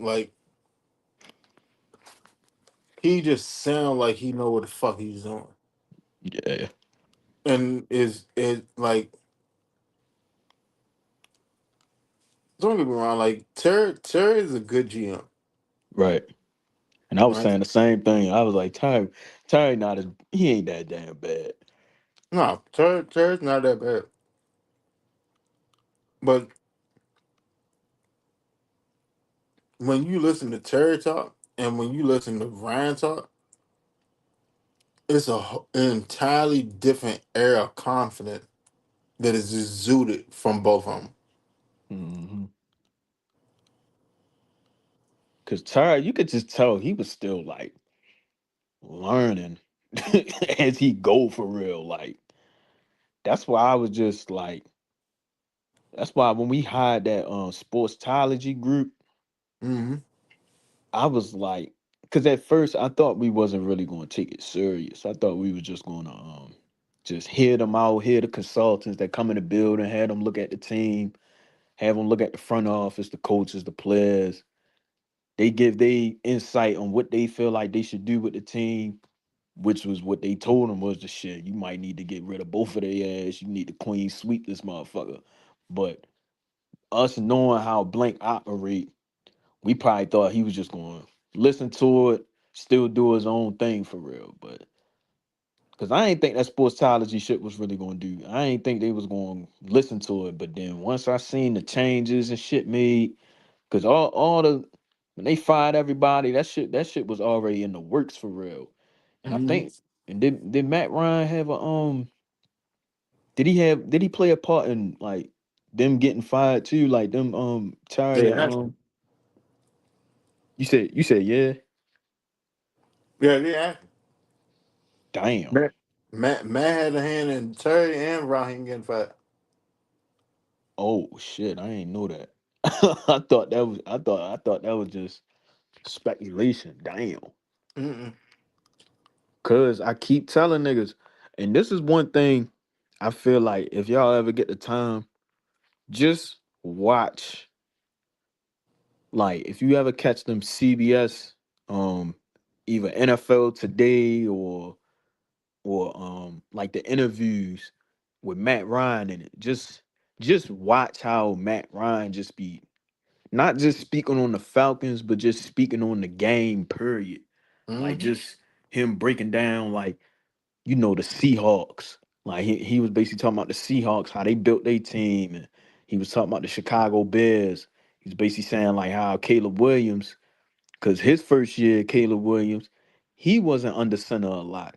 And he wasn't under center a lot when he was in college like that. And they was saying once Ben Johnson came in there, Ben Johnson had him more under center, really running that play action, really changed Caleb game for real. And then you seen that the team took a different shift. And then when you see who was under that, it was Ian Cunningham. That was he was a part of that. You get what I'm saying? So I've really been paying attention. I've been watching what he, not just him on CBS, because a lot of niggas just be like, yo, he like it's some JJ Redick shit, like, oh, he got the job just off of doing CBS and shit like that. But nah, because I felt like Matt Ryan, he really break the game down, like how, because he really understand what's going on in today's NFL. You get what I'm saying? Matt Ryan, what he retired like 2021, so he not really that far off. No. Matt Ryan just retired. Yeah, you get what I'm saying? Like if he could still play right now, I mean, he probably wouldn't, but he could have still played up until like 23 or 24. You get He what I'm did. saying? He just retired in like 24. Oh yeah, yeah, yeah, yeah. No, matter of fact, Officially, yeah. he decided in 25. Hmm. Cause he Well, was see, just. that Oh, that go that's ahead. why that's why because you brought up JJ Redick, but that's why JJ got his job. JJ actually knows basketball, Mm, like true. knows basketball. Like Coach K was sitting there saying this while JJ was still in college. He said when he's done, he's going to go be a coach and he's going to be great at it because he knows the actual game. Right. Yeah, think about it. JJ Redick ain't no athletic motherfucker. I don't know. That nigga was just a shooter. That nigga ain't play no He's a defense. shooter. So Yeah. when like all right, you have players you have players that rely on athleticism, Hmm. Then you have like then you have high IQ players, and then you have players that have athleticism and high IQ. Right? Right? Hmm. Athleticism. Well, I'll give you an example. Russell Westbrook. When he first came in the game, straight athleticism. Yep. Straight athleticism. All right. Then he started developing IQ later in the game, but it's sort of to a detriment of him because if he had the wherewithal to actually develop a 3-point shot, Yeah. but the ability that he still has today, he still be a top tier point guard. Hmm. Cause I ain't gonna lie, even a similar player to him, but even though like he was Derrick Rose, like, cause at first, he had his injuries and all that, Mm-hmm. and then he lost his jump and everything. But then as years went on, when he went to New York, but then once he went to Minnesota, Minnesota and Detroit, he started like developing his mid-range jumper. Like he actually started really getting better at shooting his middies for real. Like, cause he wasn't really hooping like that. He still could finish, get to the rack, still, reverse layup here and there. He'll break some contact. Like he still was good at He finishing. won't go into the cup like he used to. Yeah, he wasn't hammering on niggas or nothing like that, but he picked up he had a solid jumper coming off the bench for real. You get what I'm saying? Exactly. And Mm. as a point guard, in all actuality, that's all you really need Yep. is a solid jumper and be able to see the court. That's all you really need as a point guard. Hmm. See, even though I'm 24, but I I don't like, cause now I feel like I'm transitioning and watching these newer niggas play basketball. I'm just not big on like the point guard just being a shooter and like not really running the floor. Yeah, I can't stand that. Yeah, putting your players in position. Like, bro, I really like them. Like, that's why Chris Paul, he was really one of my favorite players. Even though he didn't win no rings or no shit like that, but his presence was felt. Like he elevated his teams, bro. Like, even when he came to the Clippers, Clippers weren't shit. Clippers weren't shit. Clippers was in a drought. What, they had Aaron Gordon and all them niggas, bro. They weren't doing nothing. Next thing you know, Blake Griffin's getting Blake Griffin, DeAndre Jordan, JJ Redick non-defense playing ass. You getting them niggas in the playoffs. You get what I'm saying? Then you go to Houston. They win about 60 games. You put him beside James Harden. They going crazy. They had what? Clint Capella, Trevor Ariza was out there playing defense. They had a decent squad, but CP really took them, even though they couldn't get to the finals and shit, but they was damn near there. And then he go to Phoenix. You did not think Chris Paul was finna come to Phoenix and win no 60 games, especially as late as it was in his career. You get what I'm saying? Like, Hmm. it was just the NBA, like, you really need a point guard. That's why all these teams, when they looking at the Cavaliers and they thinking Donovan Mitchell and James Harden finna go to the finals, I'm like, bro, they is not winning a championship with him, and especially these point guards, they don't even play both sides of the ball. They don't play no defense like that. They ain't getting no steals for real. Like these niggas just chugging threes all day, bro. Like you not finna win like that. Like you need niggas like Drew Holiday as your motherfucking point guard, or you feel me? Like you need some players like that that can just they can make a shot here and there. They can bring the ball up the court. You get what I'm saying? And play some defense, switch. Like you need like point guards is needed. Like you get what I'm saying? Like I don't know. People just be thinking these Tyrese Maxey having ass niggas can win championships. I'm like, bro, you not finna Can't do it. win playing like that. You can't do it. Hell, that's the problem with the Lakers. Mm. Real shit. You got what? Luca and Reeves I'm starting? telling man, I'm a Laker fan. I'm a LeBron fan, but I'm a Yeah, Laker fan too. right. Common sense didn't tell you that the Lakers can't win a damn championship. Not Mm-mm. without LeBron. They can't. Yeah. Mm-mm. Yeah. Then you have people that sit there and say, well, the Lakers are better without LeBron. Cap. That's cap. Fuck no. Fuck no. Braun still be passing the ball, even though he taking a step back. You get what I'm saying? He not the LeBron that he was, but But that's what LeBron been trying to do, though. LeBron been trying to take a step back. He was sitting there mm, trying to push AD so AD would be the leader of the team. yeah, But AD wouldn't step up and become the leader. He just became and a better player. He didn't yeah, become a leader. So mm, now you have Luca and you have Austin Reed. And Luca is like that player that, well, man, I don't give a shit. Give me the ball. Let me go right. hoop. hmm Give me the Luca pick and is Luke, roll. Luke, Put Luca the is like a KD. That's exactly how Luca is. Mentally wise, Luca is like KD. Give me a ball, get the fuck out of the way, let me do what I do. right. All right, that's cool, but it can only take you but so far. Mm. You can't win a championship like that. Kobe And was with your saying that leading shit up, before he Kobe was saying that shit before he passed away, bro. He was talking about that. He was saying that same shit about them Houston Rocket teams, about like how James Harden. That's why even when CP3 left, they couldn't really because they wanted up not even having no point guard. But then they started running that dumbass small ball shit, and they had mhm. goddamn Robert Covington running at the five, PJ Tucker running the five, PJ just sitting in the corner. Then you had who the fuck else they had on that squad, bro? It was just the small ball shit just ain't make no sense. And then you had Russell Westbrook. I'm like, bro, y'all not finna win.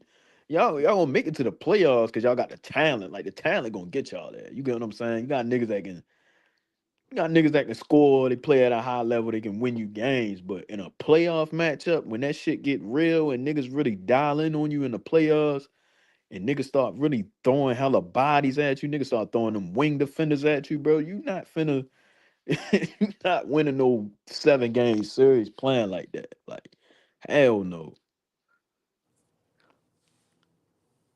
Hell no. And you can't do it. You can't. You can't. No, Matt slander.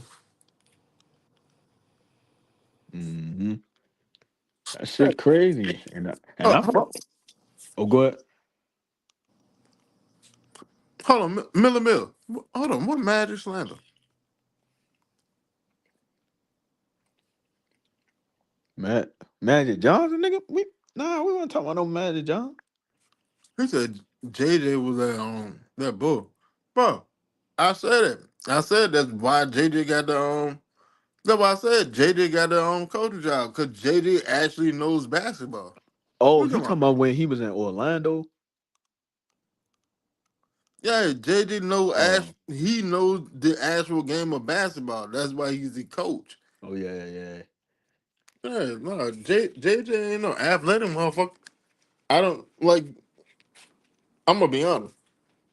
I can't remember what time that JJ said that boomed on about it, but I know I for a don't know. fact that he was a walking bucket.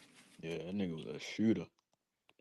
That nigga So was a when for sure when shooter. when you able to get yours off, when you clearly outmatched athletically wise, you know the hmm game of basketball because you know how to manipulate it.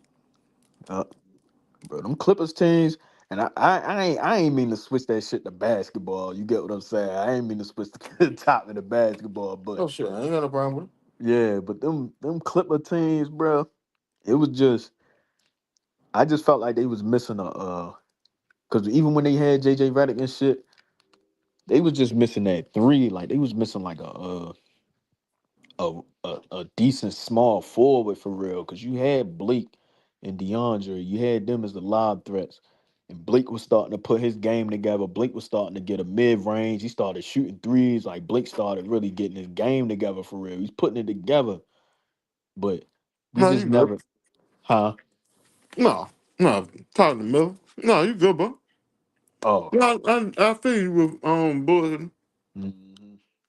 nah, the Magic was tough. I ain't gonna lie. What they had My nigga Rashard Lewis over there, Jameer Nelson, Turkaloo, That was my Mike. nigga Turkaloo. Yeah, I fought with Turkaloo. Me and my brother we always used to fuck with Turkaloo back in the G. I ain't gonna lie, bro was a bucket.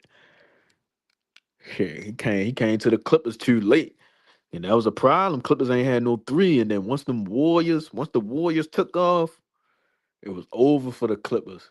Cause the Clippers they was supposed to get through that Western Conference, bro. They was supposed to get through that shit. It just once Steph and them, cause niggas beat Steph that one year, then they came back. They got Iguodala, Sean Livingston, and all them niggas. It was over. It was just a bad matchup. Niggas ain't had no answer for Steph for real. And then Clay started going crazy. And then them niggas couldn't even beat OKC. OKC was getting the best of them. And they had Jamal Crawford. Jamal Crawford was cool coming out the bench. Cause man, that was good basketball. What about like 10 years ago, man? It's still good basketball now, but it's just too much like of these teams that think they really going to make some noise and they really not like them Cavaliers and nah. But OKC they could possibly like I don't know. Like the Cavs could fuck around and do something if and only if James Harden sit there and buy into shit and playing defense. it's not going to happen. Yeah, Nah. I don't see that happening either. But that's literally like the only way they can sit there and do something. I mean, And yeah, they they're gonna make a playoff run anyway because the team's so damn top heavy. They got a Mhm. squad over there. They Yeah, just going to the point of like if you want to go to the championship, you want to go to the finals and shit. Like y'all gonna have to play defense. yeah, You can't sit there and outscore everybody. See that was the Clipper problem was. Clipper problem was they wanted to sit there and outscore everybody. Same shit with James Harden and in Phoenix. yep. We just gonna outscore everybody. Same shit is going on with the Lakers now. We just gonna outscore everybody. You can't outscore everybody. Fuck You can't. no. Hell no. Sooner or later you got to put your big boy bridges on and goddamn mother on. Yeah. Lock up, play some defense. Niggas gotta play defense, bro. Got to Like, play defense. don't know why niggas just felt like that's how you know niggas just be trying to get that bag, bro. Niggas just be like, man, if I put up like 20, like at least 20, 25, I'm gonna get paid. Hey, you even gotta put up 25. If you can put up about 21 21.6 hmm to 22, you gonna get a bag. Yeah. Bro, cause I seen Ananobi get a bag. I was like, yo, he cool, but I was like, damn, they spent Knicks, they paid some money for Ananobi, bro. I was like, who else? Who else was like a role player for real? And they start like, bro, they started paying hella niggas hella bread, like role players and shit. I'm like, nah, bro, they Hell, fucking the game up. look at Austin Reed. Austin Reed averages like hell. I think yeah. I'm pretty sure LeBron is sitting there averaging more points this season than what Austin Reed averaged for his career. And Austin Reeves looking at a 4 year, 4 or 5 year, 240 something million dollar contract. Crazy. That shit is crazy. That shit crazy. And Like, you want to see this? With the Lakers, they better without LeBron. Okay, well, nah. make it make sense. Then why did? Why did? Come, I'm gonna break it down. People sit there and say that the Lakers are better without LeBron. Okay, why would you sit there and say it? Would Austin Reeves he performed better without LeBron? Okay, all That right. don't mean nothing. No, watch this. Watch this. I'm gonna show you how dumb that logic is. All right. If Austin Reeves performed better without LeBron, right, and he performed better when it's just him and Luca, okay. Neither one of these motherfuckers played defense. LeBron's the better defender than both of them. Look at the stat. His statistical at the age of 41, defensively, he's better than both of them. Mm, mm, mm, mm. Yeah, that's horrible. That's horrible in his own self. But then again, even beyond that, so let's say LeBron leave, he go back to Cleveland or go wherever, right? Mhm. Now you have a supermax um deal that's available. So you're going to go get a star player. Okay. So what star player you gonna bring in that's gonna make this team better? Not gonna 'Cause fit. none of y'all motherfuckers play defense. And Austin Reeves already sitting there showing you he can't play with two stars. But So who the hell are you gonna bring in here to make this team better? I can't even think of it. Like you did as with only like it's really nobody. You can't bring a center, a big, or come in there because it's like they both need the ball, and none of They them need the ball. they So not point guards. so Nobody who gonna set them up. exactly. So why the so like let's say we bring in a Giannis. Bring in a Giannis. All right. Hell no. That shit's not gonna last long because Giannis not getting the ball like that. Because Right. y'all are too ball dominant. And you can't have Giannis because Giannis with dead ass had to change his game on some Chris Bosh Exactly. shit in He would order for have to, that shit to work. he would have to change his game to sit there and be basically relegated to being the Daniel Gafford. Yeah, he would literally had to be a pick and roll to Luca, bro. Yeah, he would He have would to be a be live like threat, but that's he what I not said. finna. He would have to change his game to be a Daniel Gafford Nope, that shit instead of ain't gonna being work. Giannis. Nope. Yeah, that's not gonna work. That's not gonna work. All right, so then you go get Jokic. All right, great. You got Jokic. Everybody can pass the ball. Which one of the three of y'all motherfuckers just going to decide to play defense? Oh my god, I'm going at them, bro. I ain't gonna lie. If I'm a nigga like Ant Man, Man, I'm I'm going eating all day long. I'm going at them, bro. That's why I don't be understand. Sometimes some games Lakers be playing, bro, and I be watching like the opponent. I'm like, bro, all you gotta do is get that switch, bro. Fuck going at the center. Man, call that switch and get Luca to guard your ass, bro. Hey, Like real I'm getting shit. a Luke or I'm getting Reed. One of y'all gonna guard me. Oh So God, bro. if I'm a wing player, oh, you better bet it. That shit is up. That is stuck until the Bro. game, folks. So I'm going at. do you think like I know well, it ain't even got nothing to do with you being a Laker fan for real, but do you feel like when it's all said and done, niggas gonna look back at that goddamn Luca trade on why the And be Mavericks upset traded with him? Huh? and be upset with. Not well not be yeah, basically like you think Nico Harris weren't really tripping for real. I don't.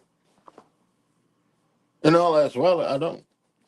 And Mm, I know a lot of people ain't gonna understand it, but yeah.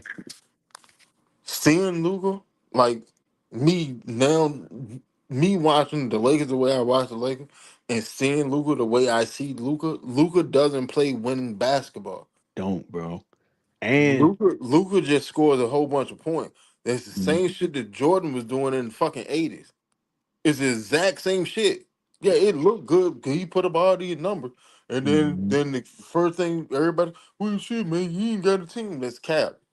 That's cap. You got a team. You just don't know how to utilize a team. real You shit. just know how to do your shit. Yup. That's all you worried about. You Pick worried and about doing roll, your keep the shit. nigga behind your back, draw fouls, but it don't got nothing to do. Only way he gonna kick the he gonna kick the ball. That's only if he get blitzed Yeah, if or he get blitzed or he get trapped, it's one of the two. That's the only time you can come up out of them motherfucker. nigga only pass the ball during the pick and roll. That's why, bro, I kept telling even bro some of these Hawks fans about that Trey Young shit. When he was really, even though he was hooping and shit, but I'm like, bro, you not gonna win no championship with no Trey Young, bro. He You can't. hooping, but he not He gonna get. don't play winning ball. He gets stats. There's a difference. Hey, cause niggas be bro. That's why I look at assists. That's why I always talk about point guards. I look at assists a little different now. Like assists, you could just be lobbing that bitch out to a motherfucking center just to get you out of that. If the defender's not if they both come and attack you, you just dump it to the center. Or if a nigga in the zone, he come and bite. Pause and you just yeah, that shit was crazy. And you just throw it to the nigga in the corner. I mean, that's an obvious pass. But if you're not really taking that bitch up the floor, looking around, seeing what's going on, taking advantage if a nigga like playing lazy defense, if he not looking and you take advantage of a backdoor cut, you get what I'm saying? Like that's real basketball. Cause I feel like that makes you more of a threat on the floor. If you add that to your game and you can already score, but if you just bring like more of a point guard style into your game where you really making everybody better, you feel me? You can win like that, but then also you gotta play defense. Like you gotta play defense because you gotta stop niggas. You feel me? But niggas See, don't. like, Go ahead. like as a point guard, right? Like, all right, yeah, assist total matter, Right. but all assists aren't the same. It's How not. about it's not like I could sit there and run around have 10 assists just sitting there throwing lobs to a roller. All right, that's Right. cool. Yeah, I would have my 10 assists, but I didn't help the team I don't know. because all right, yeah, he had 20 points, but then the more active players, the Mm-hmm. wings, my shooting guard and shit, Mm-hmm. they weren't involved in the game. So when the game get rough down the stretch, they're cold. Yeah. They sitting there trying to find their rhythm. You gotta pass the That's ball, why I bro. say You like got you. that's why I say Luca doesn't play winning basketball. Nope. Luca played basketball to overwhelm you with his stats. Yep. LeBron played winning basketball because everybody's gonna touch the ball, and I'm gonna keep trusting you. Even if you missing, I'm still gonna trust you. Right. People So hated on LeBron for that shit, and I never understood it. you never understood it. Cause it's like you gotta get it's bro, I'm not finna carry this team. Like I know I'm a hoop, I'm a scoring, even that 2018 run when he was doing shit. He was still passing the ball, motherfucking he still made George Hill, J.R. Shit, the nigga Smith, was having like 29, 8, and 8. yeah, Jordan Clarkson, goddamn Kevin Love, old ass, you feel me? He was still giving them niggas the ball. Like, it's just these teams just be lacking. That's what's missing in the game. And people be like, man, why you thinking like an old head? But I'm like, bro, this is why these type of teams don't be winning. These bucket getting ass niggas like, yo, you can get as many buckets as you want. But all that shooting and shit, just running the shot clock up and trying to draw these excuse me, nah, I ain't gonna say no, all these dumbass fouls and all that shit really trash. Like You it's can't not. you can't outscore everybody by themselves. That's Oh. why, like, to be honest, I'm gonna be honest. And I like hell. If you in some of the basketball groups that I'm in on Facebook, Mm-hmm. I say this shit all the time. That Jordan shit is fucking counterfeit. I'm not gonna hold you. And it's not because I'm a LeBron fan. If you actually go look at it, Mm-hmm. Jordan was doing the exact same shit that Luca do. The Yep. exact same shit. I'ma run around, I'ma dominate the ball, and then you gotta understand too. Back then, it's way easier to score. And a bunch of old heads gonna sit there and say, hell no, ain't no way in hell we used to beat each other up. That's not real defense. You just beating somebody up. He's fouling the shit out of niggas, bro. You put the That's nigga on the line. Like, you feel me? They might have yeah. not, nigga might have not got ejected or nigga would have called a flagrant foul. You get what I'm saying? But come on, bro. Niggas, But that's not basketball. That is not football. basketball, That bro. shit football, Football. nigga. That's rugby.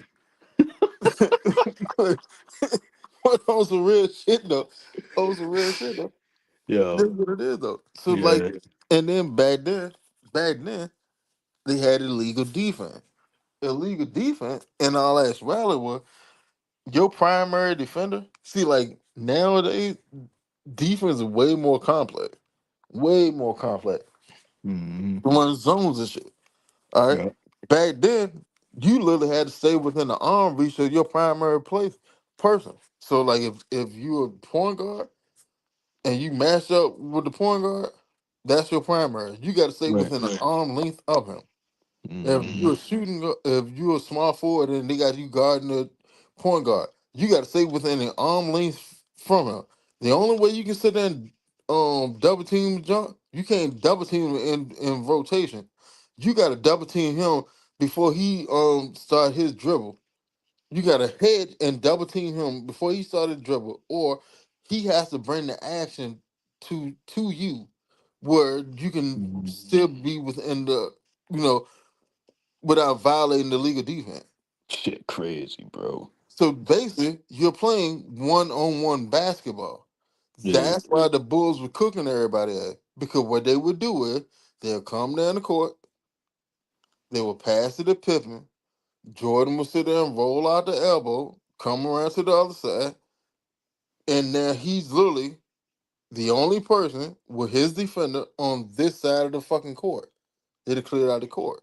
So now Yeah. you're just playing one-on-one It's just a basketball. one on one. If you talented enough, you can blow by that nigga. You can drop him. You can do whatever you can do to that defender for real. Ain't nobody finna come and help. They can't get over there fast enough to even help.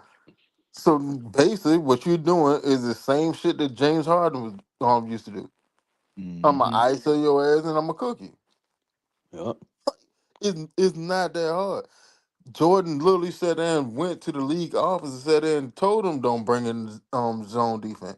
Then he sat there and had a press conference after that and said, I do not believe my career would be anywhere close to what it was if they implemented zone defense.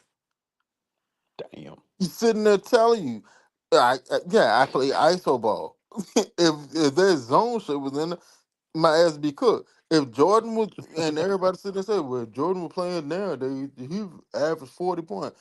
Cap, if Jordan played Nah, he nowadays, not averaging no 40, bro. if Jordan was playing nowadays, Jordan would be DeMar DeRozan. Yeah, I, I especially his hate I hate playing to say it, style. but that's what it Yeah. is. Cause DeMar DeRozan like the closest thing to him, unless like he would have Jordan. changed his game, started really becoming more of a playmaker, started actually passing shit like that, where you become more of a threat to a defense because you got to be aware of him passing the ball. You get what I'm saying. But if you You just ain't gotta straight, worry about that shit with Jordan. yeah, but if you just straight ball hogging and you just trying to get to your spot and just cook up, pump fake, wait till a nigga jump, draw the foul, try to get a 3-point play off the mid range shot. You feel me? Get to the Yeah, rack, slash. If I that's I all I, he was I doing, do he you not one gonna better. go crazy. I do you one better. Why this shit? Everybody sit there and say Kobe took and mirrored his game off of Jordan. This, that, and third. Okay.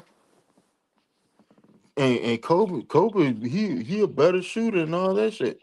A better 3-point shooter and shit. Okay. Mhm. All right. Well then, if Kobe is the modern version of Jordan,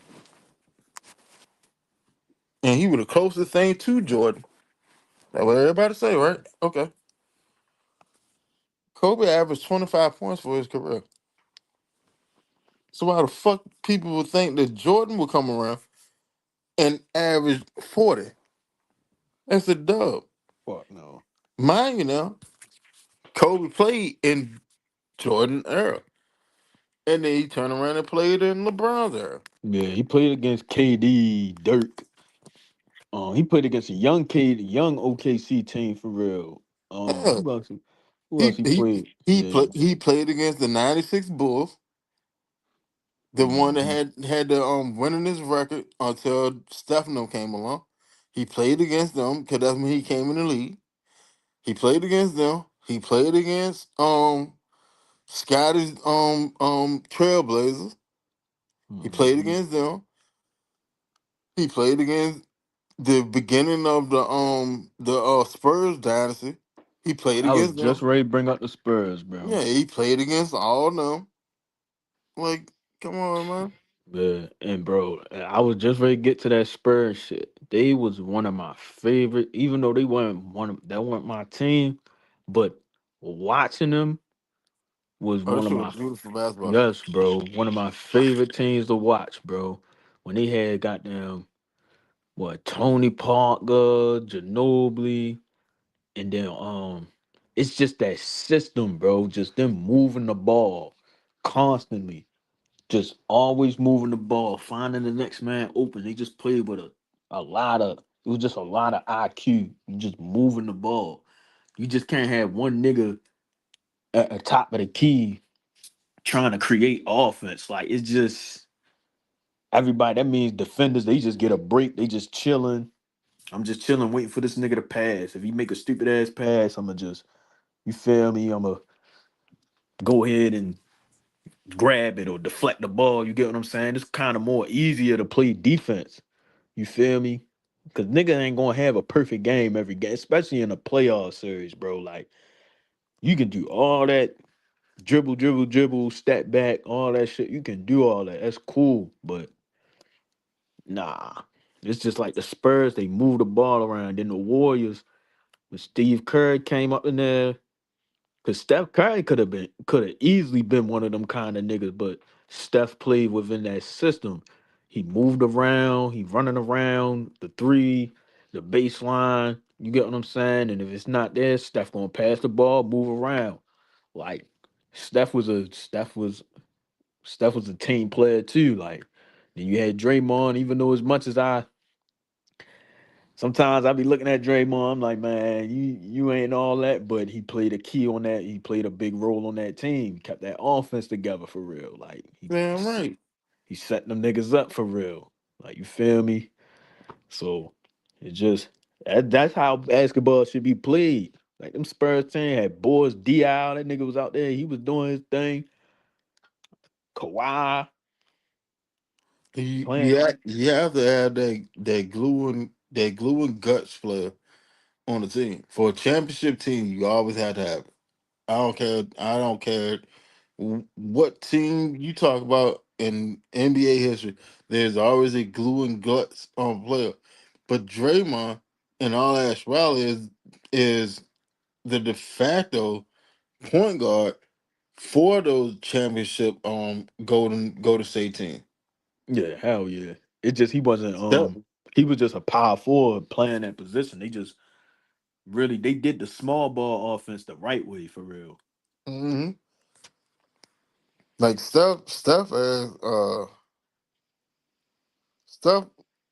the because they had Draymond, Steph was able to be another shooting guard on the court. So basically, you played with two shooting guard and a point forward. And Clay played defense. Yeah, and Clay played defense, which allowed them to have Steph on the defensive end. Mm-hmm. Cause you weren't throwing stuff on no Kyrie, no shit like that for real. Unless Kyrie got that switch like he did in that 2016 comeback for real. You feel me? But niggas niggas don't be man. It's just you gotta play as a team in all sports. Whether if it's you feel me, if it's a team sport, if it's not like bowling, motherfucking golf, none of them boxing and none of them type sports, you need your whole team. Like that's why I say about the Falcons, like even though a lot of niggas they be like, yo, it's Zach Robinson. Zach Robinson ain't draw out no play, but it's like, yeah, it's Zach Robinson. But then you look at the motherfucking special teams, they giving up field position. Niggas missing kicks. Niggas is you get what I'm saying? It's just the whole team gotta be in sync. You get what I'm saying? So it's just like it can't just be one. You can't expect B. John Robinson to carry this team to a 12-win season when like not everything around him ain't functioning right for real. Like everything gotta be on point. Cause ever since B. John been here, it's either the special teams fucking up, defense fucking up, Something like not fucking up. yeah, the quarterback play ain't really been right. It's just shit ain't gotta be perfect, but you gotta at least set some kind of, set an identity. Like, man, all phases of football, like we gotta be on the same page. And you gotta value.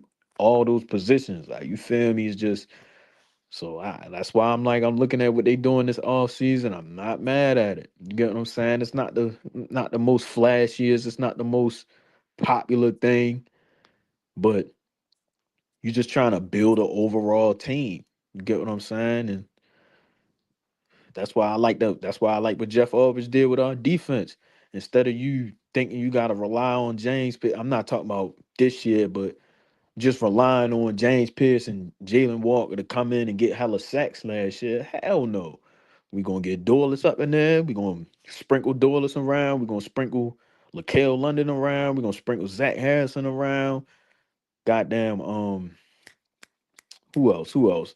Leonard Floyd, whoever, you feel me? Throw some bodies out there. We gonna rush as a unit. We not finna run a Miles Garrett system. So that's why I'm like, okay, Stefanski, bring him in here, see what he can, you feel me? See what he can do with this team for real. Just keep these boys afloat and just had that, because he a even kill coach for real. You ain't never gonna see him high, you ain't gonna never see him low. And that's why I ain't gonna lie. Maybe him and Penix could be a good fit.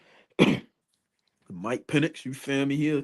He a poised quarterback, even kill, not too high, not too low. Even though last year he did look he look a little rattled sometimes doing some games for real. But and I get it, that pocket was collapsing a lot. Even though a lot of niggas say, yo, he had a clean pocket, blah blah blah. But when you see niggas really getting pushed and shit like that, sometimes he couldn't really.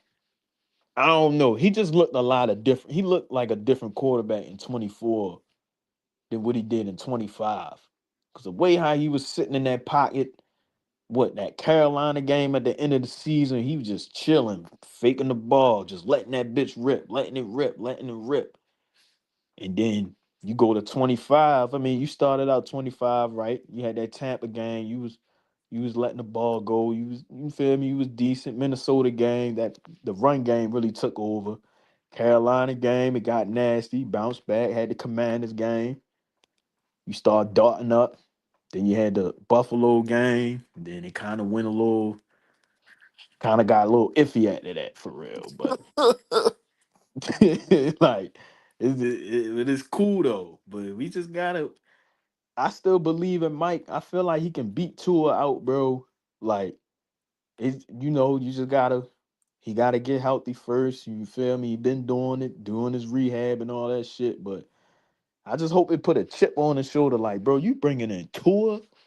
Like, I just hope that's what he thinking. Like, even though it's probably not what he thinking because he a team player, but me, I'm gonna be like, man, you bringing in Tua out of all niggas to compete with me, bro. I gotta beat this nigga, bro. I got to.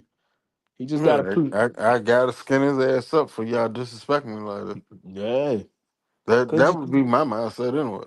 yeah, cause yo, I've watched a lot of his tape, bro. He can really throw the fucking football, bro. Like Who? he, huh? Yo, Yeah, Penix bro. too.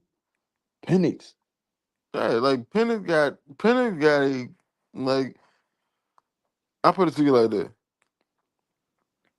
the last quarterback that I've actually seen that could throw it with the ease and control. Like Hmm. once Penix, get to his final form, Right. it reminds me a lot of Aaron Rodgers.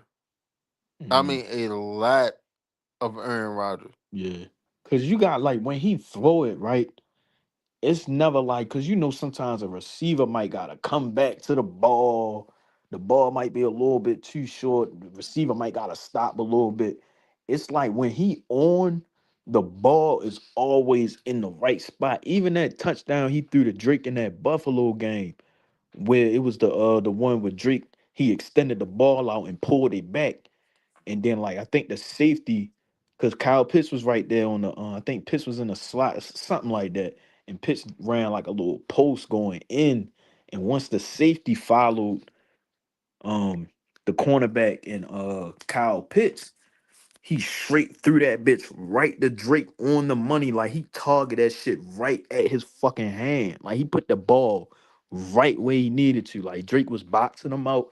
once he boxed him out for real and hit the little, once he hit that little slant, whatever route he was running, the ball got right there. Like he put it in the right place. So it's like he's capable. That's why I feel like a lot of people really believe in him because niggas can see the arm talent. Niggas really see that. Like you feel me? It's just he just gotta put it all together. All we need, I just want them to sprinkle some more under center play, more play action, and really make him have a complete game for real. Like so, it's like he talented. He really got an arm. Like I really don't think niggas can really throw the ball like how he throw the ball. It's just you ain't seen enough of Penix to we Actually not gonna understand what they was crown him. saying. Yeah, it's like we not gonna crown him yet, but yo, you can see like yo, he can throw that bitch, bro. Like it's just you gotta give him some time, give him some get McGarry back and see what the fuck we can do. Like real shit. Boy, Penix, man, boy got an arm, bro. Boy really know how to throw that football, man. And it's gonna be alright, man. Yeah, my dog, yo. That's why, bro. I be rooting for him, bro. He not even just cause when he got drafted and the whole world was not understanding the pick. He signed Kirk Cousins. Don't get me wrong. They should have communicated with Kirk Cousins a little better, whatever. But still, at the same time, I still be thinking like, man, Kirk Cousins, you still had the you still had your spot. Like you was guaranteed a starter. Like you get what I'm saying? You was guaranteed a starting position. Penix weren't even in your way. Like I get they was gonna take I get it. Like you ain't understand why they took a quarterback, but it wasn't like he was gonna take your job unless you started fucking up. But you started fucking up, thinking about that too much, and then you get hurt, and then you playing through the injury, shit like that. But Kirk would have been fine if he just ain't trip about that shit for real. I feel like Kirk ain't really trip about them taking a quarterback and just kept that shit Focusing afloat. on what the hell he was supposed to be doing. Yeah, I just felt like, bro, you was 6-3, everything was good. You beat the Cowboys, you had that drive against Philly. You and Darnell Mooney was clicking. Mooney was really looking like a real deal wide receiver too. You couldn't tell us shit when we was 6-3. Like, couldn't really tell us shit. Once he got hurt against the Saints, nigga, fuck that elbow up. Mhm. Shit just went south. Shit Got some crazy. Christmas on that one. Mm-hmm. Real Well, I mean, shit. shit, we could be alright, man. We could be Yeah. alright. Oh yeah. But I'm about to shut this joint down because I need to give me some shut eye. Oh yeah. It was But good. It look, was definitely good. Good talking to you, Winston. It was a good show tonight, man. Yeah, talk some uh, hoops I, and football. I might fuck around and come on tomorrow. Bet I might. I Yeah. might. I'm gonna slide on. I should. Yeah. I should be. It all depends what time you go on. If you go on late at night, I definitely be home. Yeah, it probably late. All right. No, Bet. unless some crazy happen in the middle of the day. Yeah. Yeah, it Some probably news late. or some shit. Yeah. Some news Yeah, pop up. Mm-hmm. Bet. outside of that, yeah, it probably late. Bet for sure. Shit. Shout out to the chat. Shout out to everybody in the chat, man. Appreciate y'all. Appreciate you, Winston.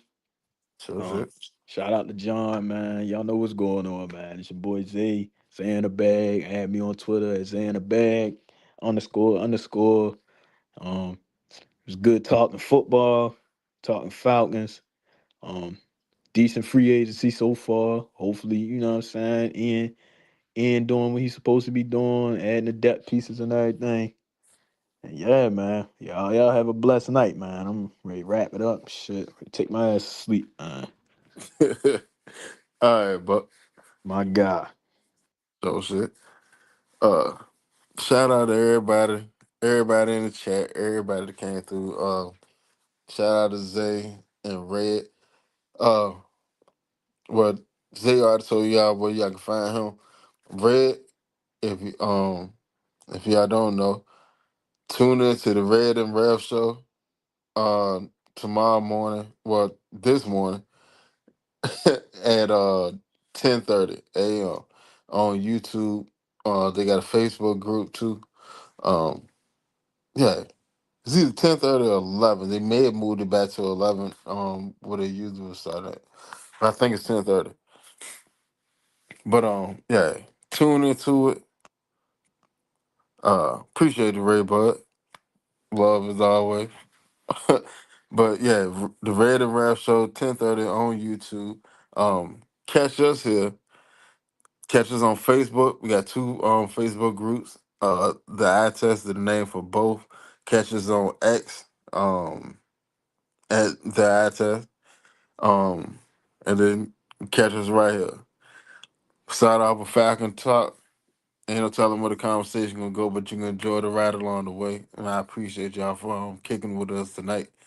Uh, burn the late night weekend oil. But yeah, if some news pop up tomorrow, most definitely I'm gonna come on. Um, yeah, I might just come on tomorrow night just to shoot the shit. It's possible. Um, I do want to go further into the James Pierce situation because he got a charge drop and well he got a charge amended. So there's that. Well, he got a charge drop and amended because they gave him a different charge in lieu of the original charge. So tune in tomorrow. I'll break all that down. And we can chop it up, see what's going on with it. Hopefully we have some more news about some type of motion. Hopefully with like Drake London contract or B John contract or Kyle Pitts contract or maybe another signing or restructure. Overall, proud of Ian. You handle this like you're supposed to. You finally getting us depth. The floor is risen. With that being said, good night, y'all. Y'all be safe this weekend, man. Don't do nothing I wouldn't do. Well, catch y'all. Probably catch y'all tomorrow. Though. All right. Peace.